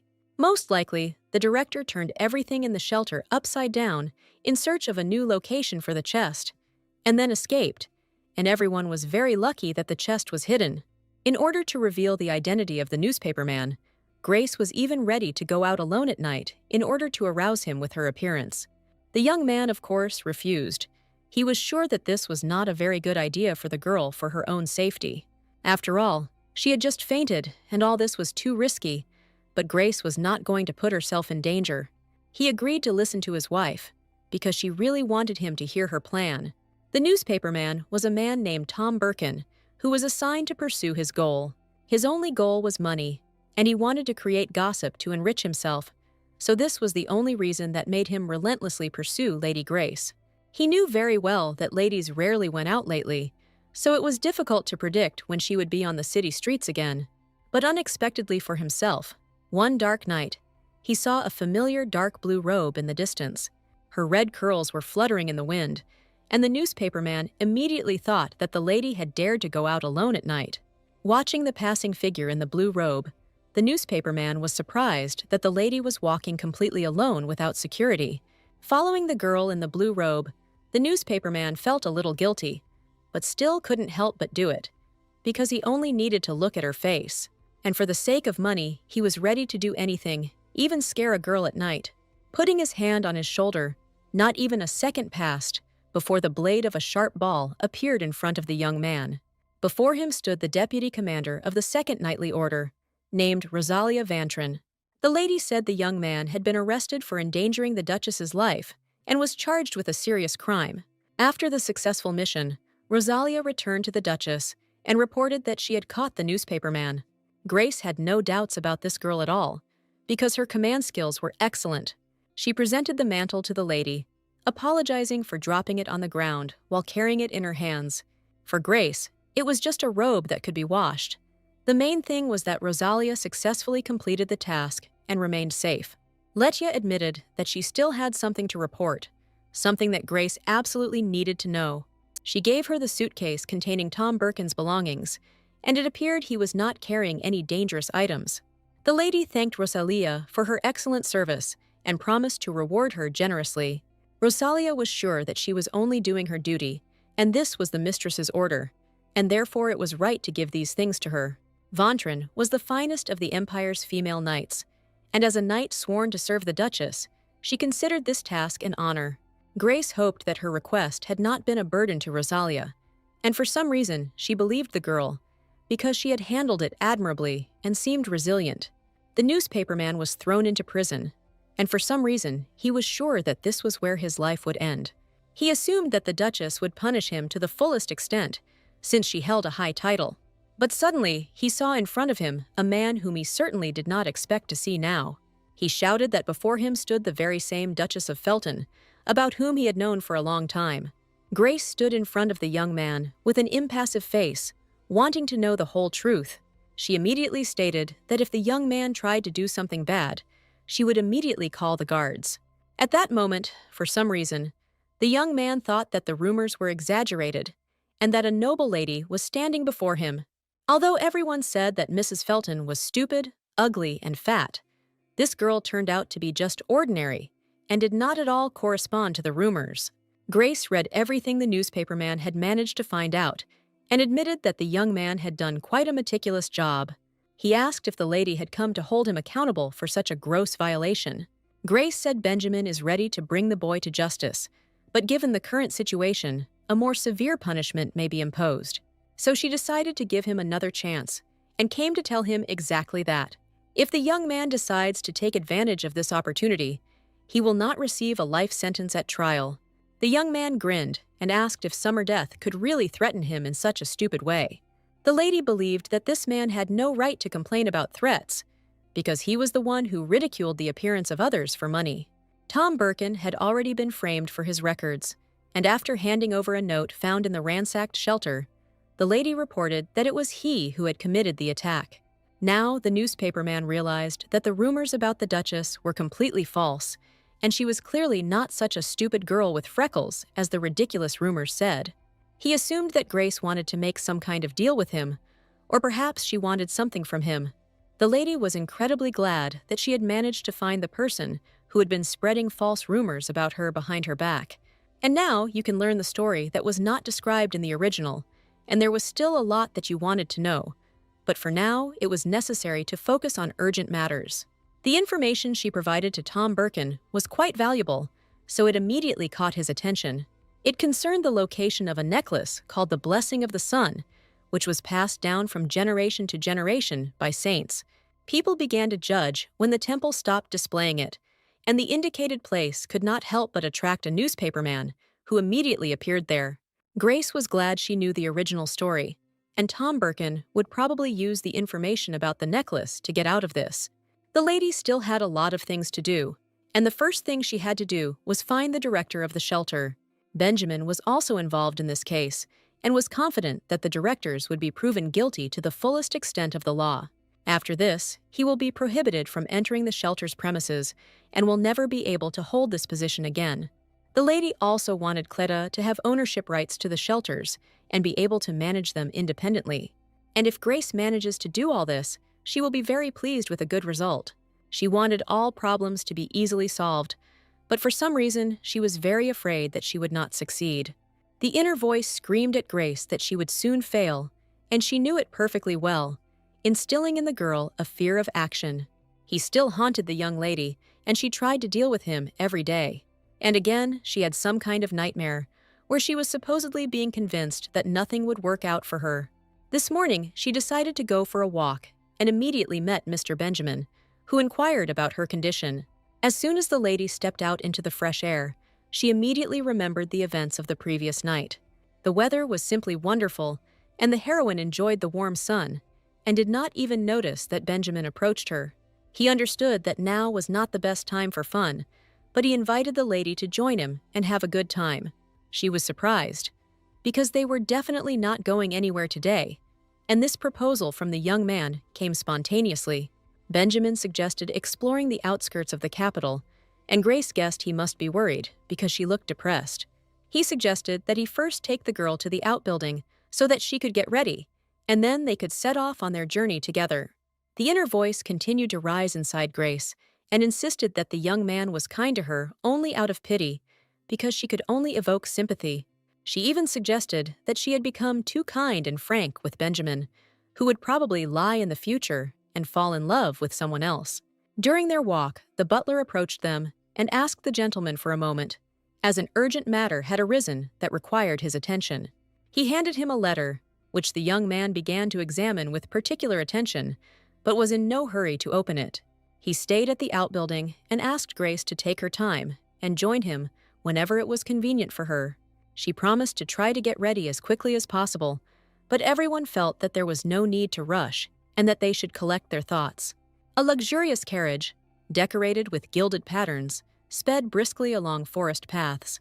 But for the gentleman, this carriage was too simple, although the Duchess did not think so at all. On the contrary, she was glad that she was incredibly comfortable in it, and asked where they were going.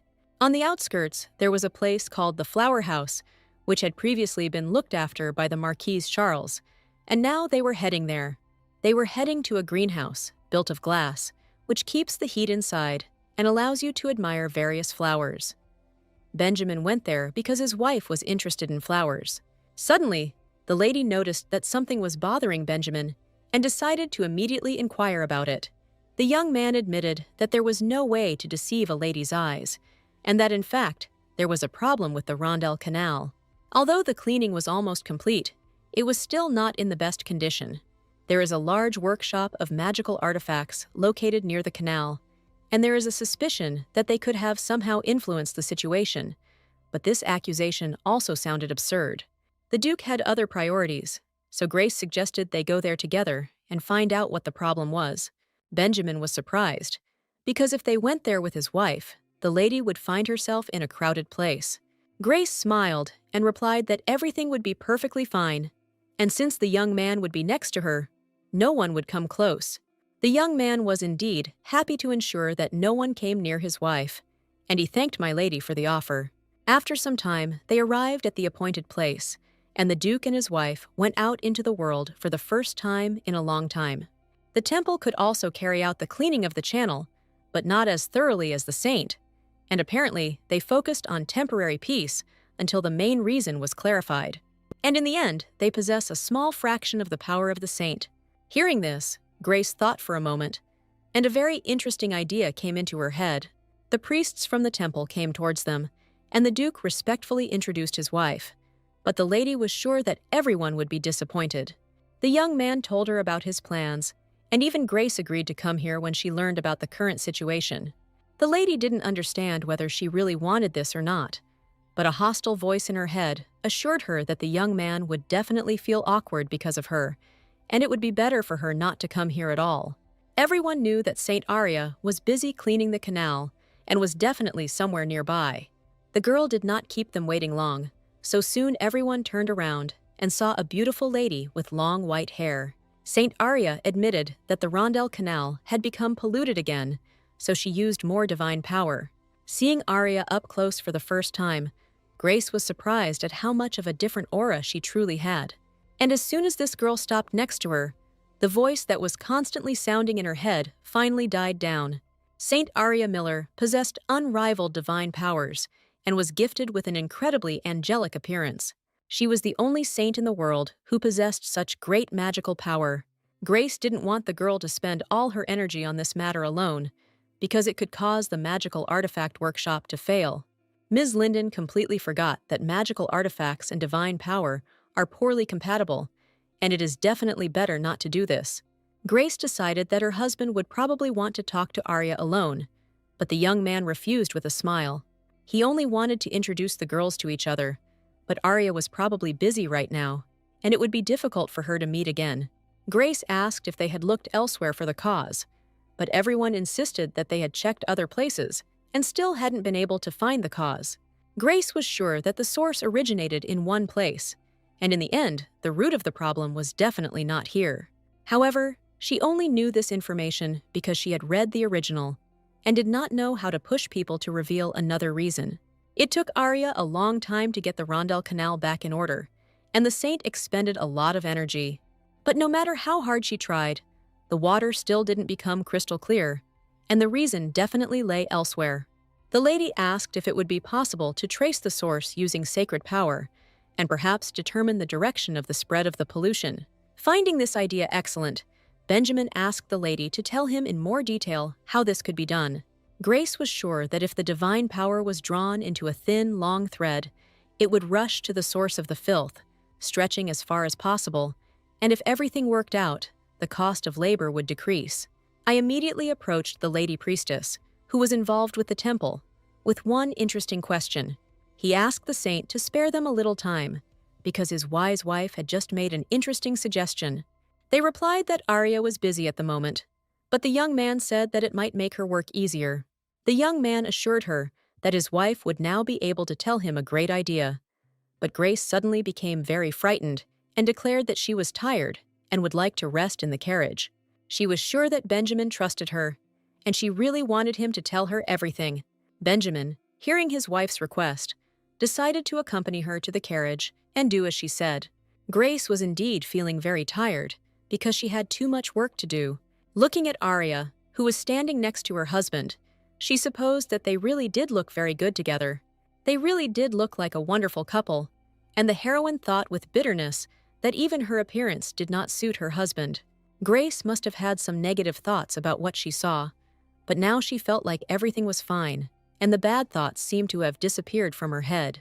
So she calmly waited until her husband had come to an agreement with the saint, and soon she was expecting him in the carriage. The young man reported that the lady's method could indeed be used to trace the source, but the saint said it might take a little longer. When the Duke explained to the people that everything that was happening was being done only for their benefit, they calmed down and happily agreed. So they got it done faster than expected, and now you can visit the flower house. As soon as the Duke and his wife sat down in the carriage, there was a knock at the window, and the young man saw a hand in a white glove. Suddenly, a man standing in a hat near the carriage said that they had recently been informed of a fire in the shelter where the lady had come. The lady did not believe his words, because there had just been an attack at the shelter, and could something bad really happen to them again? It was decided to set out immediately, and Benjamin set out with full determination, accompanied by her wife, but everyone very much hoped that the shelter had not been seriously damaged. Grace really wanted to believe that no serious problems would happen, but as soon as they arrived at the place, she looked in horror at the blazing tongues of flame bursting out of the windows of the shelter. They rushed to the scene and soon saw the fire blazing brightly, engulfing the walls of the building. But the flames were too strong, and they fought them as best they could. A fire suddenly broke out inside, resulting in only minor burns to the children. But everyone was alive. Everyone had suspicions that, judging by everything, this was not a simple accident, and that someone had deliberately set fire to the building. An unconscious man was found at the scene of the fire, and since women and children lived in the shelter, he was the prime suspect. A teacher immediately came out to see what kind of man was near the shelter. The girl was incredibly scared and was still coughing from the smoke she had inhaled inside the building while saving the children. She asked permission to tell something, and everyone knew that Cleta would tell the truth.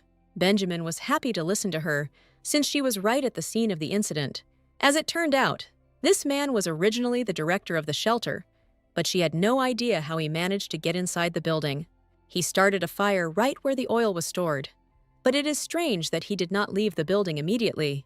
Before all the children had left, the director said something very strange, and then completely lost consciousness. Cleet repeated his words, and he clearly admitted that it was revenge on the Duke and his wife, and these were his words before he fell senseless near the threshold. Hearing these words, the heroine became incredibly frightened, and now she no longer had any doubts that something was threatening her and the Duke. She couldn't believe that there were people who were ready to take revenge without even knowing the person personally. As soon as Grace heard that all this was for revenge, that same ominous voice appeared in her head, claiming that it was her fault, and that if the mistress had obediently sat in the room, nothing would have happened. After hearing this, the lady felt very ill, and it was as if a lightning bolt had struck her body. Benjamin saw his wife become ill, so he asked her to leave the scene immediately. She could not understand whether this meant that everything that had been done was in revenge against the Duke's wife. She understood that these people lived nearby, and if this was located next to the Duke's house, then something inexplicable could happen. In an instant, Grace seemed to be completely lost in reality, and her head began to spin from the realization of one important thought. She decided to confess everything to Benjamin, because he also had the right to know the whole truth. Grace said that instead of asking the people from the shelter, she wanted Benjamin to be able to place them somewhere, since they were left without their only home. Benjamin was sure. He didn't even think that his wife would say otherwise, because she was a very noble girl, and the residents of the shelter must be very worried now. She asked to take the people and children to a safe place, and Benjamin immediately agreed to fulfill her kind request. Grace continued to be plagued by nightmares, and a voice in her head kept telling her that she was a stupid and worthless woman who truly thought she had done nothing wrong. The heroine was quite tired of negative thoughts, and now she was the only reason. The maid Sally greeted her mistress, who had just woken up, with a welcoming smile.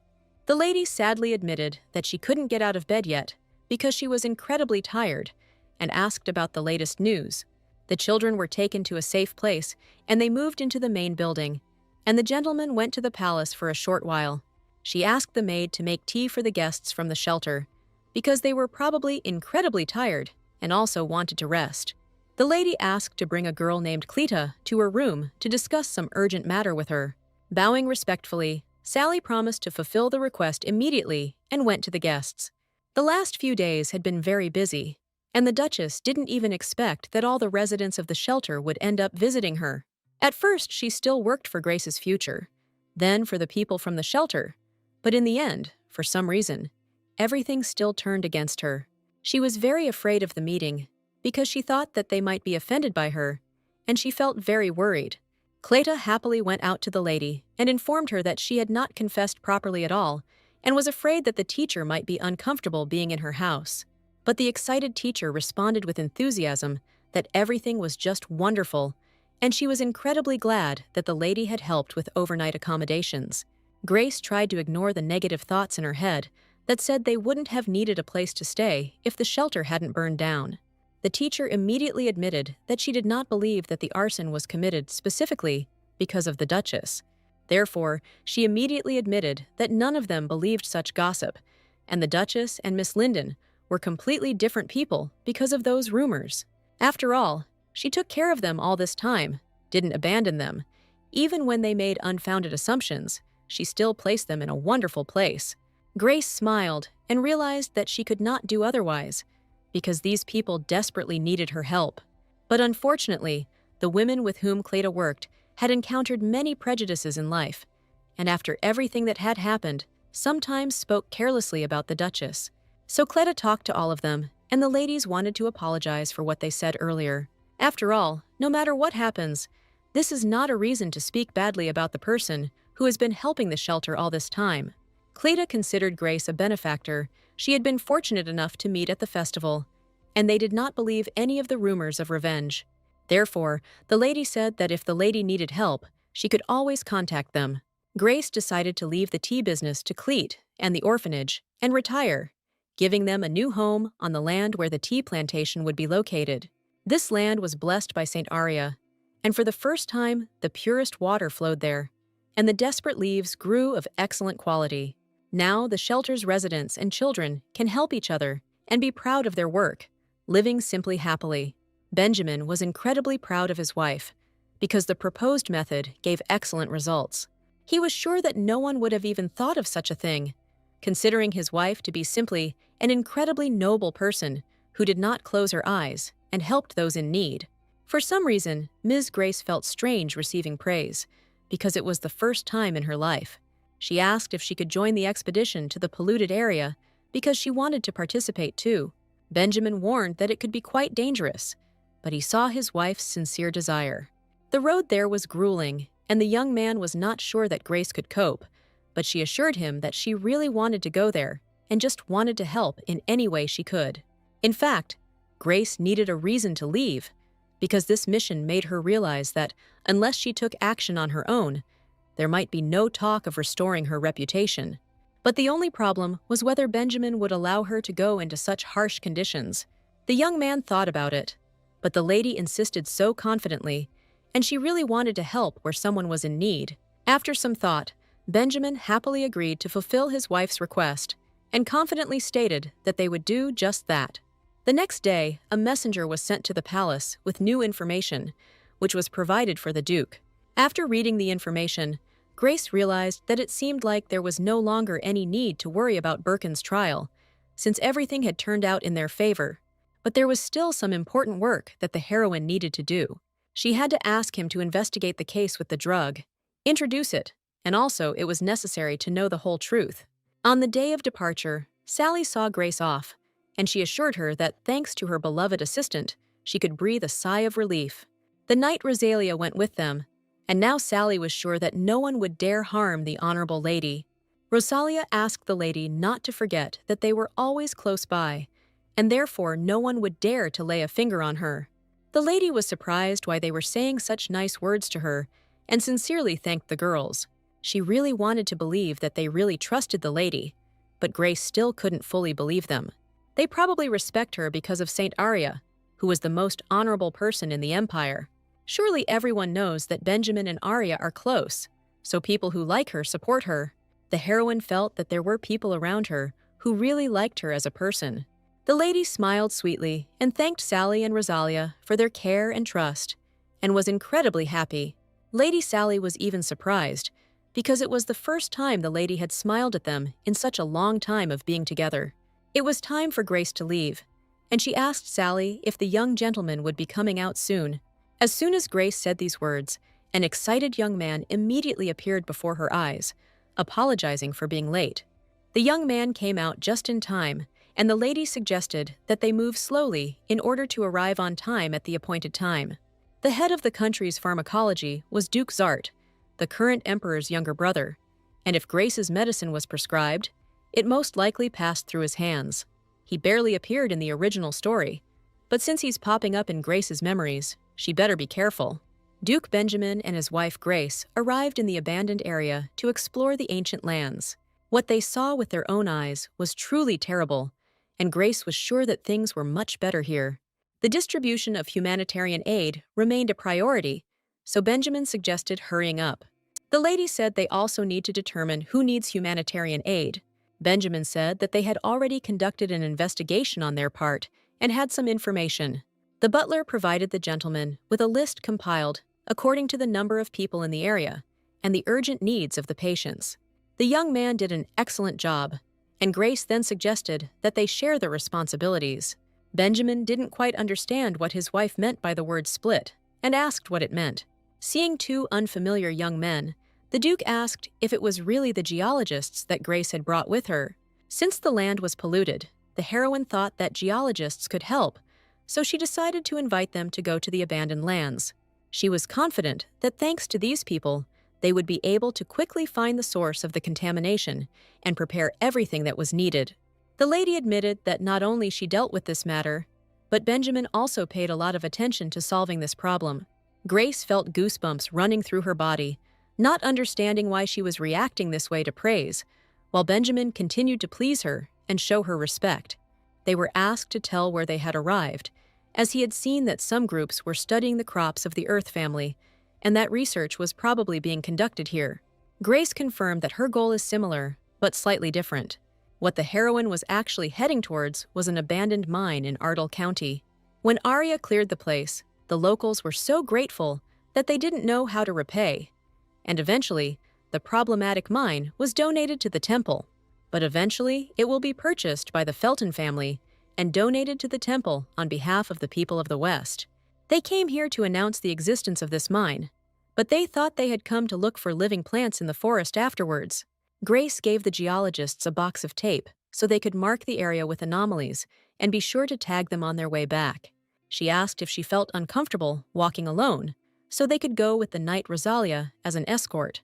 By the evening, some information about the lands was already known, and as expected, among the living plants, there was completely dead land. Benjamin was with his wife all this time, helping to solve many issues. Grace asked if the young man could spare her a little time that night to sort out some problems. At first, the young man stated that there would be reconnaissance at night, and it would certainly be difficult to see each other. Grace had already become upset, but Benjamin immediately admitted that tonight would be an exception, because he always had time for his wife. The lady said that she would wait until the reconnaissance was completed, and since there was something that should remain only between them, their meeting could take place at dawn. Benjamin didn't expect his wife to want to see him, and he really hoped that she genuinely wanted to see him. He was delighted and replied that he would try to finish his business as quickly as possible and come to Grace right away. Grace had no intention of waiting for the young man until late, and even regretted her decision a little, because Benjamin looked rather strange. The moon brightly illuminated the barren lands, on which not a single living tree or green blade of grass grew. They moved slowly along the path, lighting the way with the flashlight that Benjamin held in his hands. Suddenly, Benjamin covered his eyes with his hands, and the lady became worried that he probably became afraid to be there. He admitted that he was sure Grace wanted to explain something important in private, so he suggested that they have a private conversation. But the lady assured them that they could talk while they walked and surveyed the lands, and that one did not interfere with the other at all. Benjamin believed that this was something completely different, in which case the conversation would be related to work, and the line between public and private would be erased. Grace called this trip a business expedition, but now, in the dark time of day, one thing was important: not to get lost in the pitch darkness. To avoid getting lost, Grace tied a white scarf to one of the trees, which could be seen from afar even in the dark. Grace had tied white ribbons along many sections of the road to mark the trail, and now she and Benjamin were sure they couldn't get lost. The young man was surprised.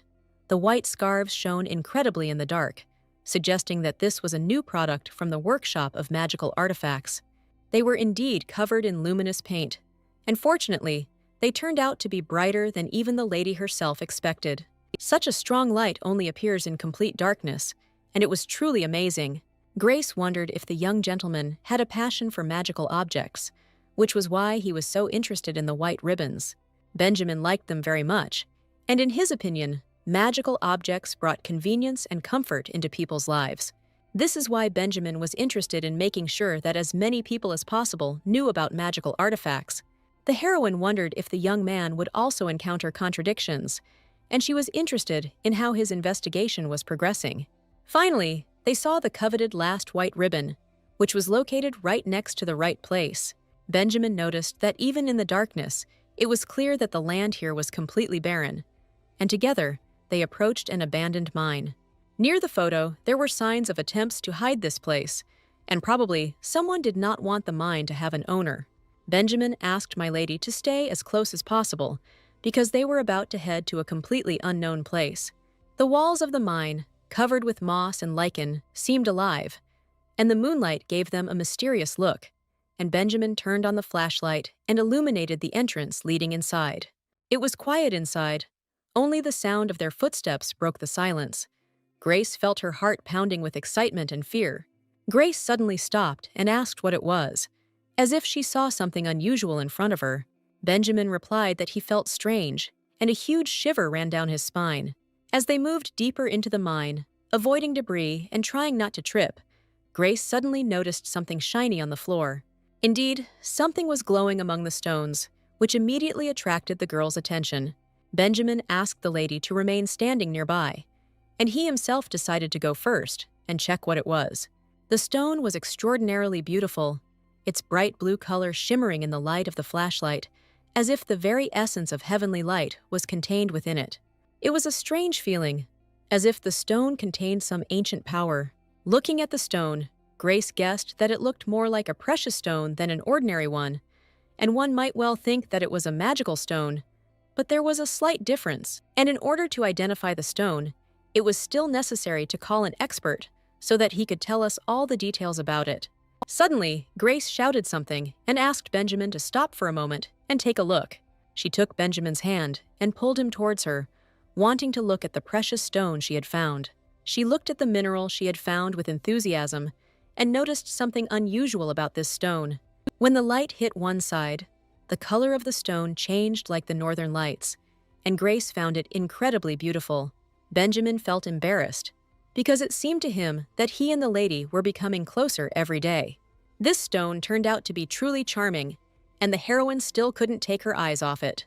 For some reason, Grace felt very shy around Benjamin today, and she suddenly asked if they could consider buying the mine.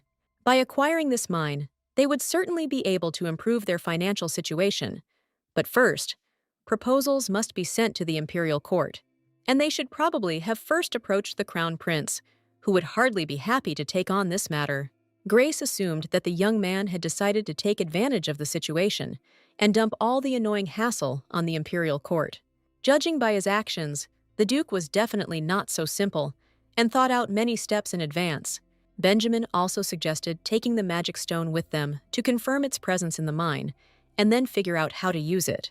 She looked at her husband, and for some reason, now he was incredibly handsome and attractive. But Grace felt that she was not at all his equal. When all the boxes of aid had been laid out, it became clear that Duke Zart had not been stingy at all and had sent a large quantity. Gray remembered that in the original story, there was not enough help, but in front of her, she saw a huge number of boxes with the most necessary things. Also included with the humanitarian aid was a gift addressed specifically to the Duke and Duchess of Felton, presented in a beautiful gilded gift box. Given the seriousness of the situation, the young man immediately agreed to consider the possibility of donating the Duke's gifts. Grace agreed with her husband's opinion that since they would have to travel a long distance, it was better not to overexert themselves. Now, Grace and Benjamin were not alone, and next to them stood a young man who wanted to help.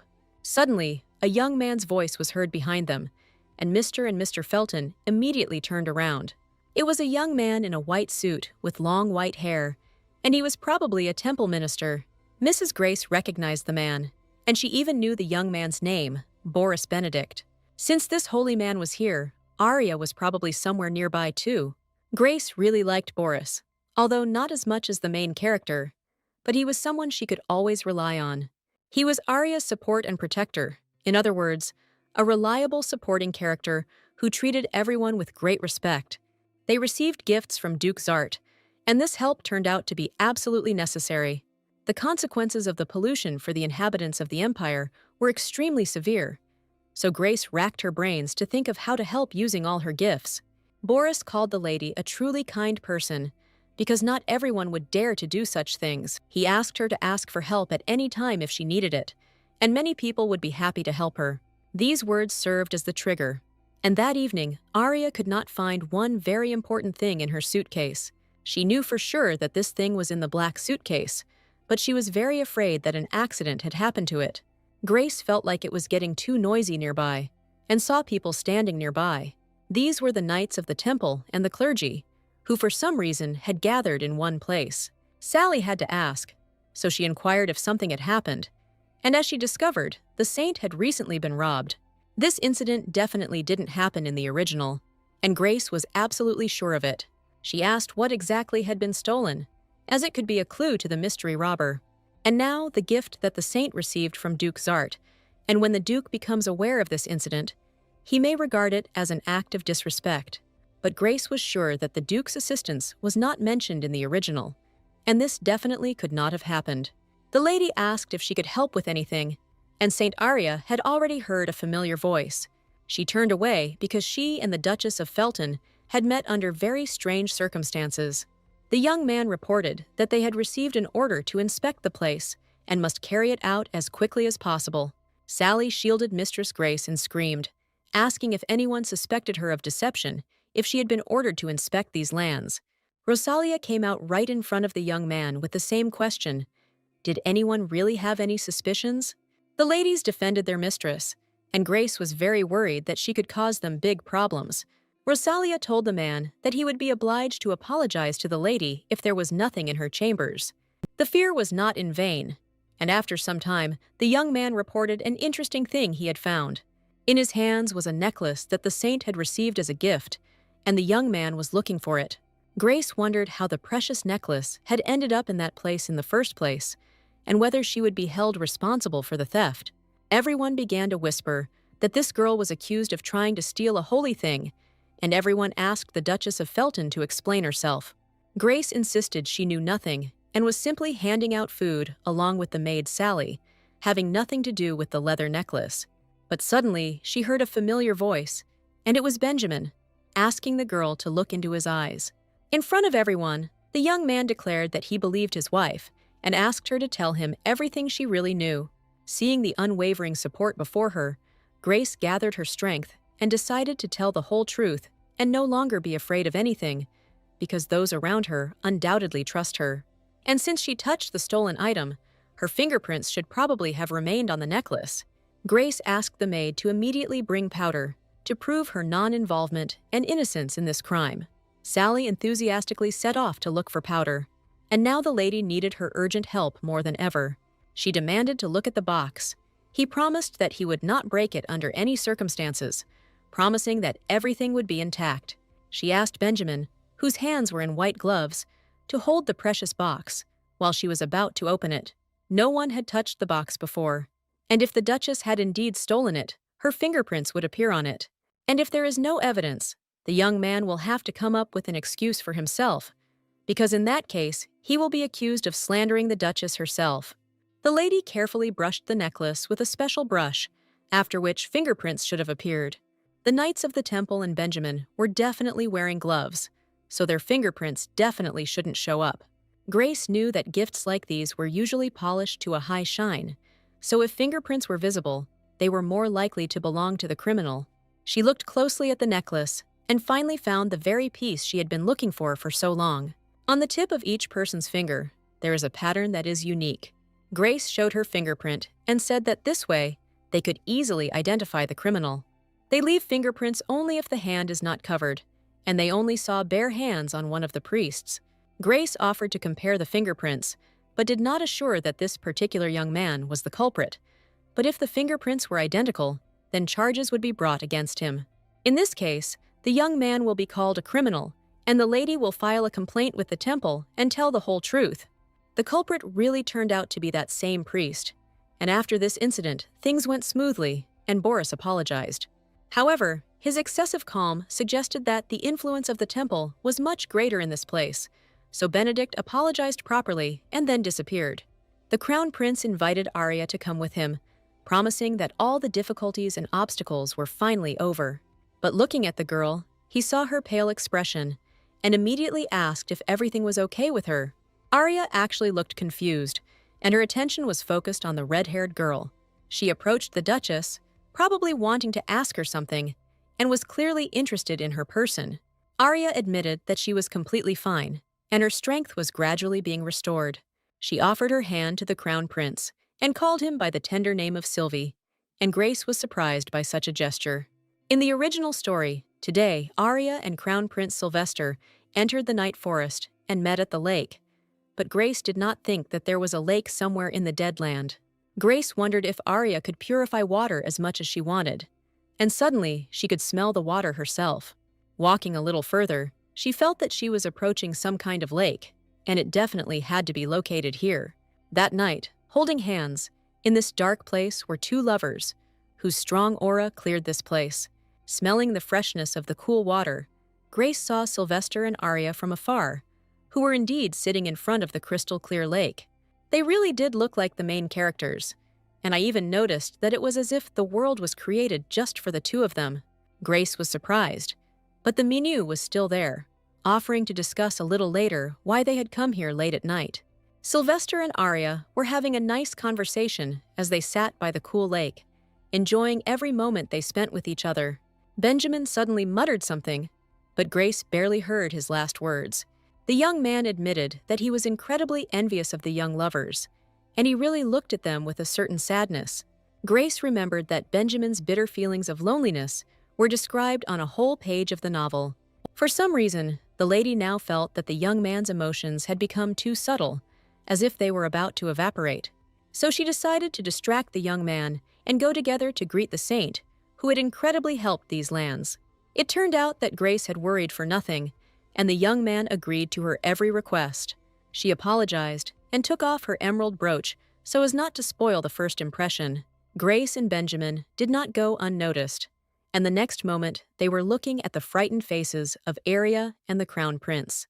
Benjamin smiled and apologized for catching them out for a walk, and if they had disturbed him with their company, then they would definitely leave. They certainly didn't expect anyone to see them together, much less Mr. Benjamin. Arya, on the contrary, happily agreed to chat with everyone together, because she was also acquainted with Mr. Felton and his wife. Grace didn't think they would be happy to see her, but she still needed to talk to her. She confided in Benjamin that she had a couple of questions for Arya and would like to step away with her for a minute. When the girls were finally alone, Grace admitted that she had wanted to introduce herself for a long time, but the circumstances were not right. Looking at the lady with sincere eyes, Arya admitted that she was also incredibly happy to meet her and had been wanting to make friends with her for a long time. Grace didn't expect to hear that the saint also wanted to meet her, and for her, it was now a surprise. But Arya really admitted that she wanted to become friends with the Duchess, but she never had the opportunity to communicate. Arya wanted to confess to Grace sincerely, but she was afraid that her words might sound too strange. The saint warned, all her words are very important, and in her eyes the state of the Duchess is the same as that of the Crown Prince. She said that when she first arrived at the Randall Canal, she immediately noticed something unusual there. Arya used divine power to get rid of the pollution, but at one point, something strange happened. In an instant, everything began to change, and the saint turned her attention to the lady standing nearby. Grace also felt something special, as if magical magic was penetrating through her and dissolving inside. Arya saw how the black fog that surrounded the lady dissipated, and now there was a pure and bright aura around her. The black fog was Sylvester's curse as described in the original, but was the curse not only cast on the prince? Now Grace realized that the black fog only meant that the curse had been cast on her as well. Arya clearly saw the fog dissipate, but now it seemed to surround her again, and she could feel an energy that was similar to the energy of a saint. The lady had absolutely no idea what Arya meant when she spoke of the similar energy between them. Arya claimed that she felt a divine power that clearly emanated from the lady. The saint was well acquainted with these sensations, since she herself possessed divine power and could not confuse it with anything else.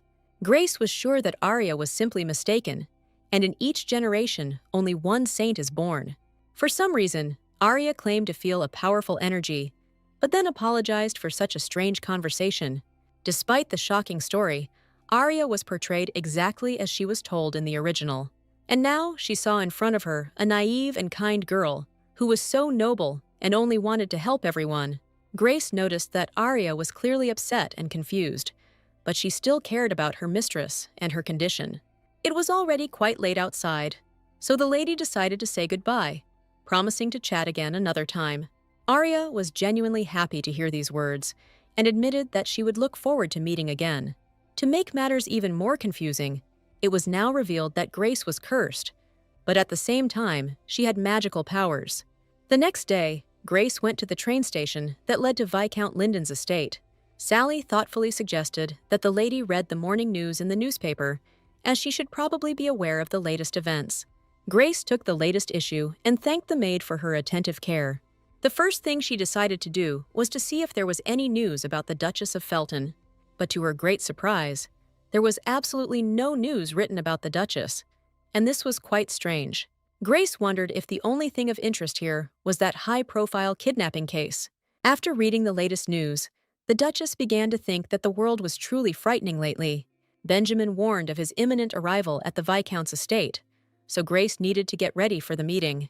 Viscount Linden's estate was an incredibly beautiful place. Surrounded by high mountains, there was a small area with a lovely lake, and it was an ordinary estate. If you don't take into account the legend that you can be cured of any disease here. She stopped near the building and realized that she felt a strong sense of excitement, because right now she was standing near that very estate. Grace missed this estate so incredibly, and the heroine felt like she was ready to burst into tears. Benjamin stood next to his wife and saw her surprised face, even afraid to ask anything at that moment.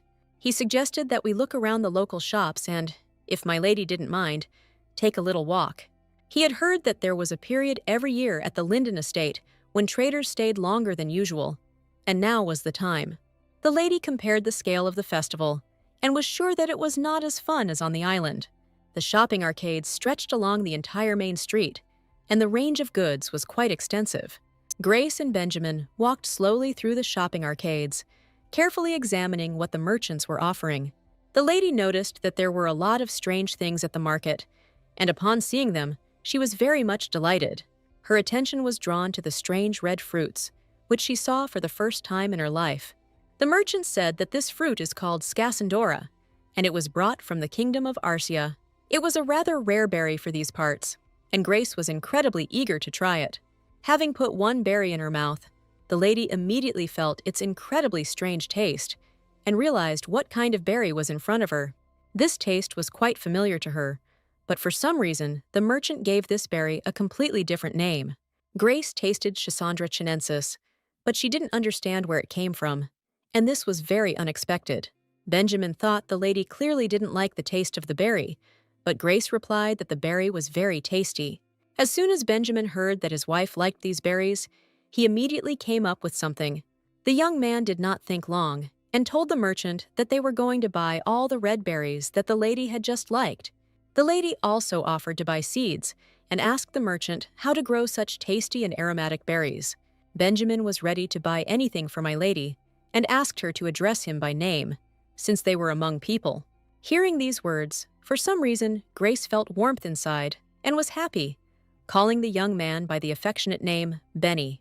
The Duke really liked it when his wife called him that, and he was ready to hear his name every minute. At the threshold of the luxurious palace, they were met by Viscountess Linden, Grace's mother, who was incredibly happy to see the young couple.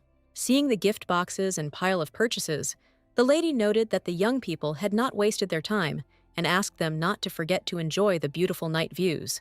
There was no great enthusiasm on the heroine's face when she met her mother, and this was probably because of her memories. The lady admitted that she was sure that Grace was doing well in life and that she still loved flowers. Holding a bouquet, Grace admitted that they would like to have dinner a little later, as there were so many different delicacies at the market. She stopped near a family portrait that depicted all the members of the Linden family. The heroine noticed that the family portrait had not been updated for a long time, and Mrs. Grace looked completely different in it. In the portrait, Grace looks like an ugly duckling compared to her attractive sister and cute brother. Perhaps it was all about Grace's sense of inferiority, but for some reason, this family made the lady feel uncomfortable. Grace decided not to think about anything extraneous anymore and just wanted to head to her room to rest. But suddenly, she realized that when a couple came to visit, they were given one separate room, and she would probably have to live with Benjamin. Indeed, they were given one room, and there was even one large bed there, which was intended for married couples. Mother Grace admitted that it was probably not as tidy here as in the duchy, but she very much hoped that they would rest in comfort.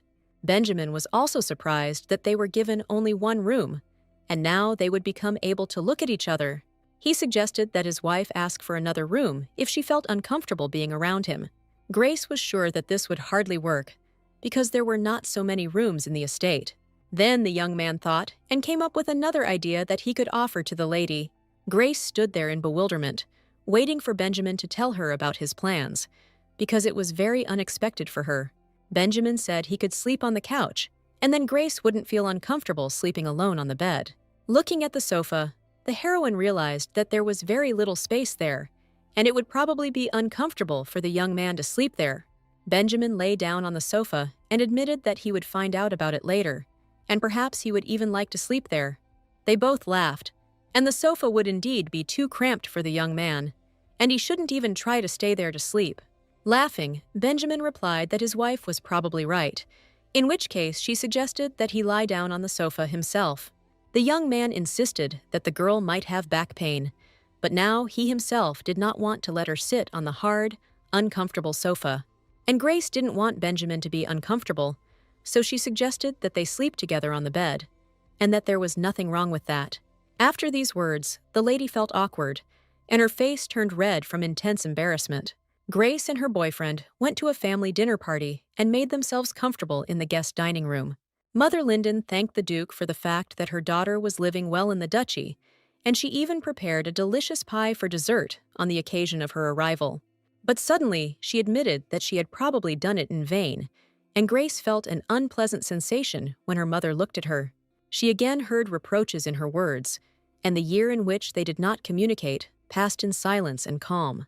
But if we paraphrase her words, the mother hinted at her daughter's unworthy appearance, deciding that all she did was gorge herself on desserts. Grace constantly heard caustic phrases from her mother, which pierced her heart like a sharp knife. Now the heroine felt an unpleasant aftertaste, and she understood that if she began to cling to the lady's words, then everyone would decide that she had overreacted. At this point, Benjamin suddenly intervened and told Mother Grace that the lady had not eaten dessert after the main course for a long time. And as far as he knows, the Viscount's estate is spoken of very highly, so the young man can't wait to try the first course. Grace saw that Benjamin understood everything, and that is why he fought back against her mother right in front of everyone. After a hearty dinner, the lady felt a little unwell, as if her stomach weighed about a ton. She went outside to get some fresh air, and her stomach was growling terribly loudly. The heroine didn't understand what was going on, and for some reason, she couldn't even eat normally and immediately began to feel ill. Behind her, she heard someone calling her name and turned around to see who was there. She saw in front of her a sweet, fair-haired lady who, in a gentle voice, admitted that she missed Grace incredibly because there had been no news from her for a whole year. It was Gloria, and she had come to see her sister, saying that she was very sorry that they had not been able to have dinner together. She admitted that her sister no longer looks like that awkward girl, but now looks like a real lady. Grace confidently replied that she had completely forgotten those constant moments from the past, when children laughed at her and called her names. Gloria looked at Grace carefully and apologized for thinking something when they first met. The lady asked Gloria if something had happened and was very eager to hear what she had to tell her. Suddenly, Gloria asked her sister to find any information about Baron Lamontier, and the lady was surprised that she was not married to Count Farmo. Gloria admitted that she really needed this information, and as a girl, she had to understand it. Her sister was very scared, and Grace didn't quite understand what was going on. But since Gloria asked her to, she needed to find out all the information. All night she thought about yesterday's conversation with her sister, who asked her to find information about Baron Lamontier, and the lady even suspected that perhaps this young man could pester her. In the morning, Benjamin immediately found the lady, who wanted to know if they had a good talk with his sister yesterday, because she probably missed her very much. For some reason, Benjamin looked very pitiful today, as if he hadn't slept all night and had been talking to one of his relatives. Grace admitted that after talking with her sister, she had one thought: she would like to return to social life. Therefore, she wanted to take advantage of her connections with the younger Marquis Charles, with whom Benjamin had good relations. But he was a man from the boy's past that he would rather not remember, and he asked Grace not to ask what had happened between them. The young man knew that the man's wife was about to give birth to a child, and that a social event would soon be held to celebrate the birth of the baby. The celebration is held to wish the mother a safe delivery, and traditionally, the festival could be attended either by pregnant women or by ladies with an invitation. Now, all that remained was to obtain an invitation, and this would probably be difficult, since the Count was not close to the younger Marquise. The lady asked if she could invite Gloria and wanted to find out some information. She asked Benjamin if he knew Count Farmo, as she was supposedly very interested in learning about her sister's husband. They weren't close friends, and it was hard for Benjamin to tell, but he knew the young man was supporting the crown prince. Without missing a beat, Grace immediately asked about Baron Lamontier, as Benjamin might also have information. But in response, the Duke only expressed surprise, declaring that he had never even heard of such a surname. The lady had been counting on the young man for the junior Marquise's celebration, as she needed to get into high society, but now she knew that Benjamin knew nothing at all about that aristocrat. On the last day of his stay with the Viscount, the worst happened, and in one day, everything went wrong. Benjamin was waiting at Grace's door, but this morning, for some reason, my lady was very late. The butler approached him and asked the gentleman for a minute of his time, and it seemed as if he knew something. Suddenly, the Viscount, whose daughter Grace was, entered and in a frightened voice declared that something terrible had happened that night and that someone had kidnapped his own daughter Grace. The news was incredibly shocking to the young Duke of Felton, and he never expected to hear that his wife would be kidnapped from her own home. And now the young man was determined to get Grace back, despite all the obstacles, and was ready to face any dangers to save his wife and unravel the mysteries.